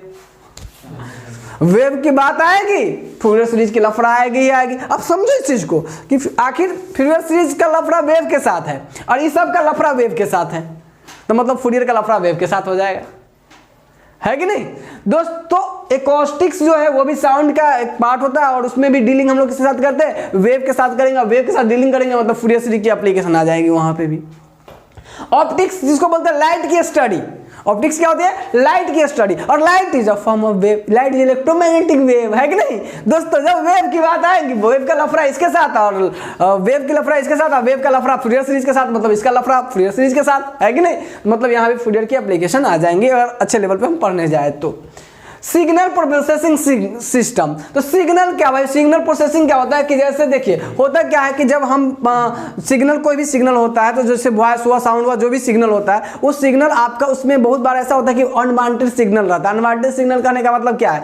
Unwanted signal कहने का मतलब जब आप कोई वॉइस जाता है तो उसमें बहुत सारी छोटी छोटी साउंड सब रहती है, तो उसको कैंसिलेशन करना सिग्नल प्रोसेसिंग में हम लोग क्या अनवांटेड को फिल्टर, अनवांटेड सिग्नल को क्या करते हैं? फिल्टर करते हैं। तो जो होता है क्या है कि इसमें भी जो हमारा सिग्नल ट्रेवल करता है in the form of wave, wave के रूप में जाएगा, मतलब वेव का लफड़ा फूरियर के साथ, है ना, और इसका लफड़ा वेव के साथ, मतलब पूरा लफड़ा फूरियर के साथ। क्लियर? तो मतलब सिग्नल प्रोसेसिंग में भी हम लोग इसको यूज करते हैं, किस चीज के लिए? फूरियर सीरीज का। क्लियर? अच्छा दोस्त, image processing system, image processing. दोस्त एक बात और भी समझो, जैसे हमारा जो MP3 और आप देखें MP4 ये सब जो देखते होगे, जो आप कन्वर्जन या JPG आप देखते हो वीडियो अभी इमेज का फॉर्मेट उमेट, तो वो सब जो चेंज कन्वर्ट होता है by the one signal form to another signal form में उसको कन्वर्ट करके किया जाता है। तो इस सब में वेव के रूप में हम आपको पेयर होता है हमारा ये सब, और सबको हम लोग किसके थ्रू करते हैं? फूरियर सीरीज का एप्लीकेशन के थ्रू होता है सारा काम। इमेज का फॉर्मेट एक फॉर्मेट से दूसरे फॉर्मेट में कंप्रेस जो करते हैं दोस्त, जो कंप्रेशन आप करते हो, तो आप तो क्या करते हो? ऐप यूज कर लेते हो, फटाक दे काम कर दिया टकाटक, है कि नहीं? लेकिन दोस्त मामला क्या होता है एक्चुअल में कि जो एप्लीकेशन बनाने वक्त जो प्रोग्रामिंग यूज किया जाता है, जो उसके पीछे का कॉन्सेप्ट होता है, उसमें फूरियर सीरीज का इन्वॉल्वमेंट होता है। हम लोग तो डायरेक्ट ऐप से कम, जो जैसे फिल्टर करने, साउंड फिल्टर करने के लिए हम लोग बहुत सारे ऐसे ऐप आए हुआ जो एकदम वॉइस में जो नॉइज होता है उस सबको हटा देता है फटाक दीवर। लेकिन जो वॉइस कैंसिलेशन होती है उस सब की जो प्रोग्रामिंग होती है, जो जिस प्रोसेस से वो करके देता है, वहां पे यूज होता है फूरियर सीरीज की। अब आपको फील आ रही हो कि कहां पे हम बात कर रहे हैं। क्लियर दोस्त? इन सारी चीज जब आप उस चीज के लेके आगे कॉन्सेप्ट पढ़ने जाओगे तो आपको वहां पे फूरियर से सामना करना पड़ेगा, है ना? बिना किए हुए काम नहीं होने वाला है। और जो लोग पढ़ते हैं वो लोग करते हैं सामना, लेकिन हम लोग का अभी उस अप्रोच पे नहीं गया, इसलिए हम लोग उसका एप्लीकेशन भी नहीं दिखता। हम लोग तो बस ऐप यूज करने में मजे लेते हैं, लेकिन ऐप की जो ओरिजिनल वर्किंग होती है, जिस वर्किंग से वो काम करके हमें देता है, उस समय वो कॉन्सेप्ट यूजेस होते हैं। क्लियर है दोस्त?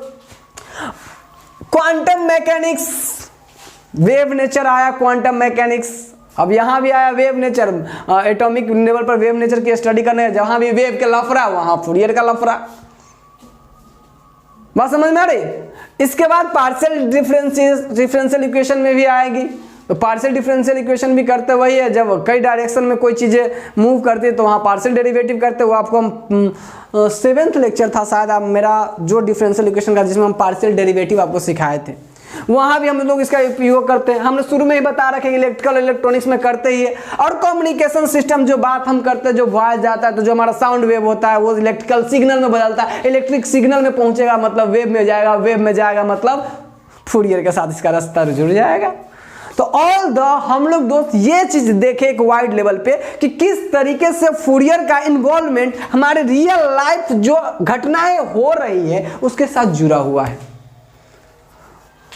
तो हम लोग अभी तक फूरियर सीरीज के लेके जितने भी कॉन्सेप्ट रिक्वायर्ड थे वो सारे देख लिए एक एक करके, मतलब जो पढ़ने के लिए अभी तक कोई प्रॉब्लम नहीं किए, अभी तक कोई प्रॉब्लम नहीं किए। हमारा नेक्स्ट लेक्चर डेडिकेटेड होगा problem based on Fourier series पे। मतलब हम लोग नेक्स्ट लेक्चर में फूरियर सीरीज पे बेस्ट एप्लीकेशन करने वाले हैं, मतलब फूरियर सीरीज के प्रॉब्लम्स करने वाले हैं। और आई थिंक कि हमारा नेक्स्ट लेक्चर में हम लोग का जो फूरियर सीरीज का जो कॉन्सेप्ट है वो कंप्लीट भी हो जाएगा। तो आप लोग इस लेक्चर को एक बार नहीं अगर समझ में आया तो दो बार, आई थिंक कि हमें लगता है एक बार में आपको समझ में आ जानी चाहिए, लेकिन आप लोग इसको एक बार दो बार, जिनको नहीं पता चल रहा है दो बार देखिए, हमें लगता है कि आपको एक बार में ही समझ में आ जाएंगे आराम से, है ना। तो दोस्त क्योंकि हम और आप दोनों ब्रिलियंट स्टूडेंट ही है ना दोस्त, स्टूडेंट ही है ना, कोई खास नहीं।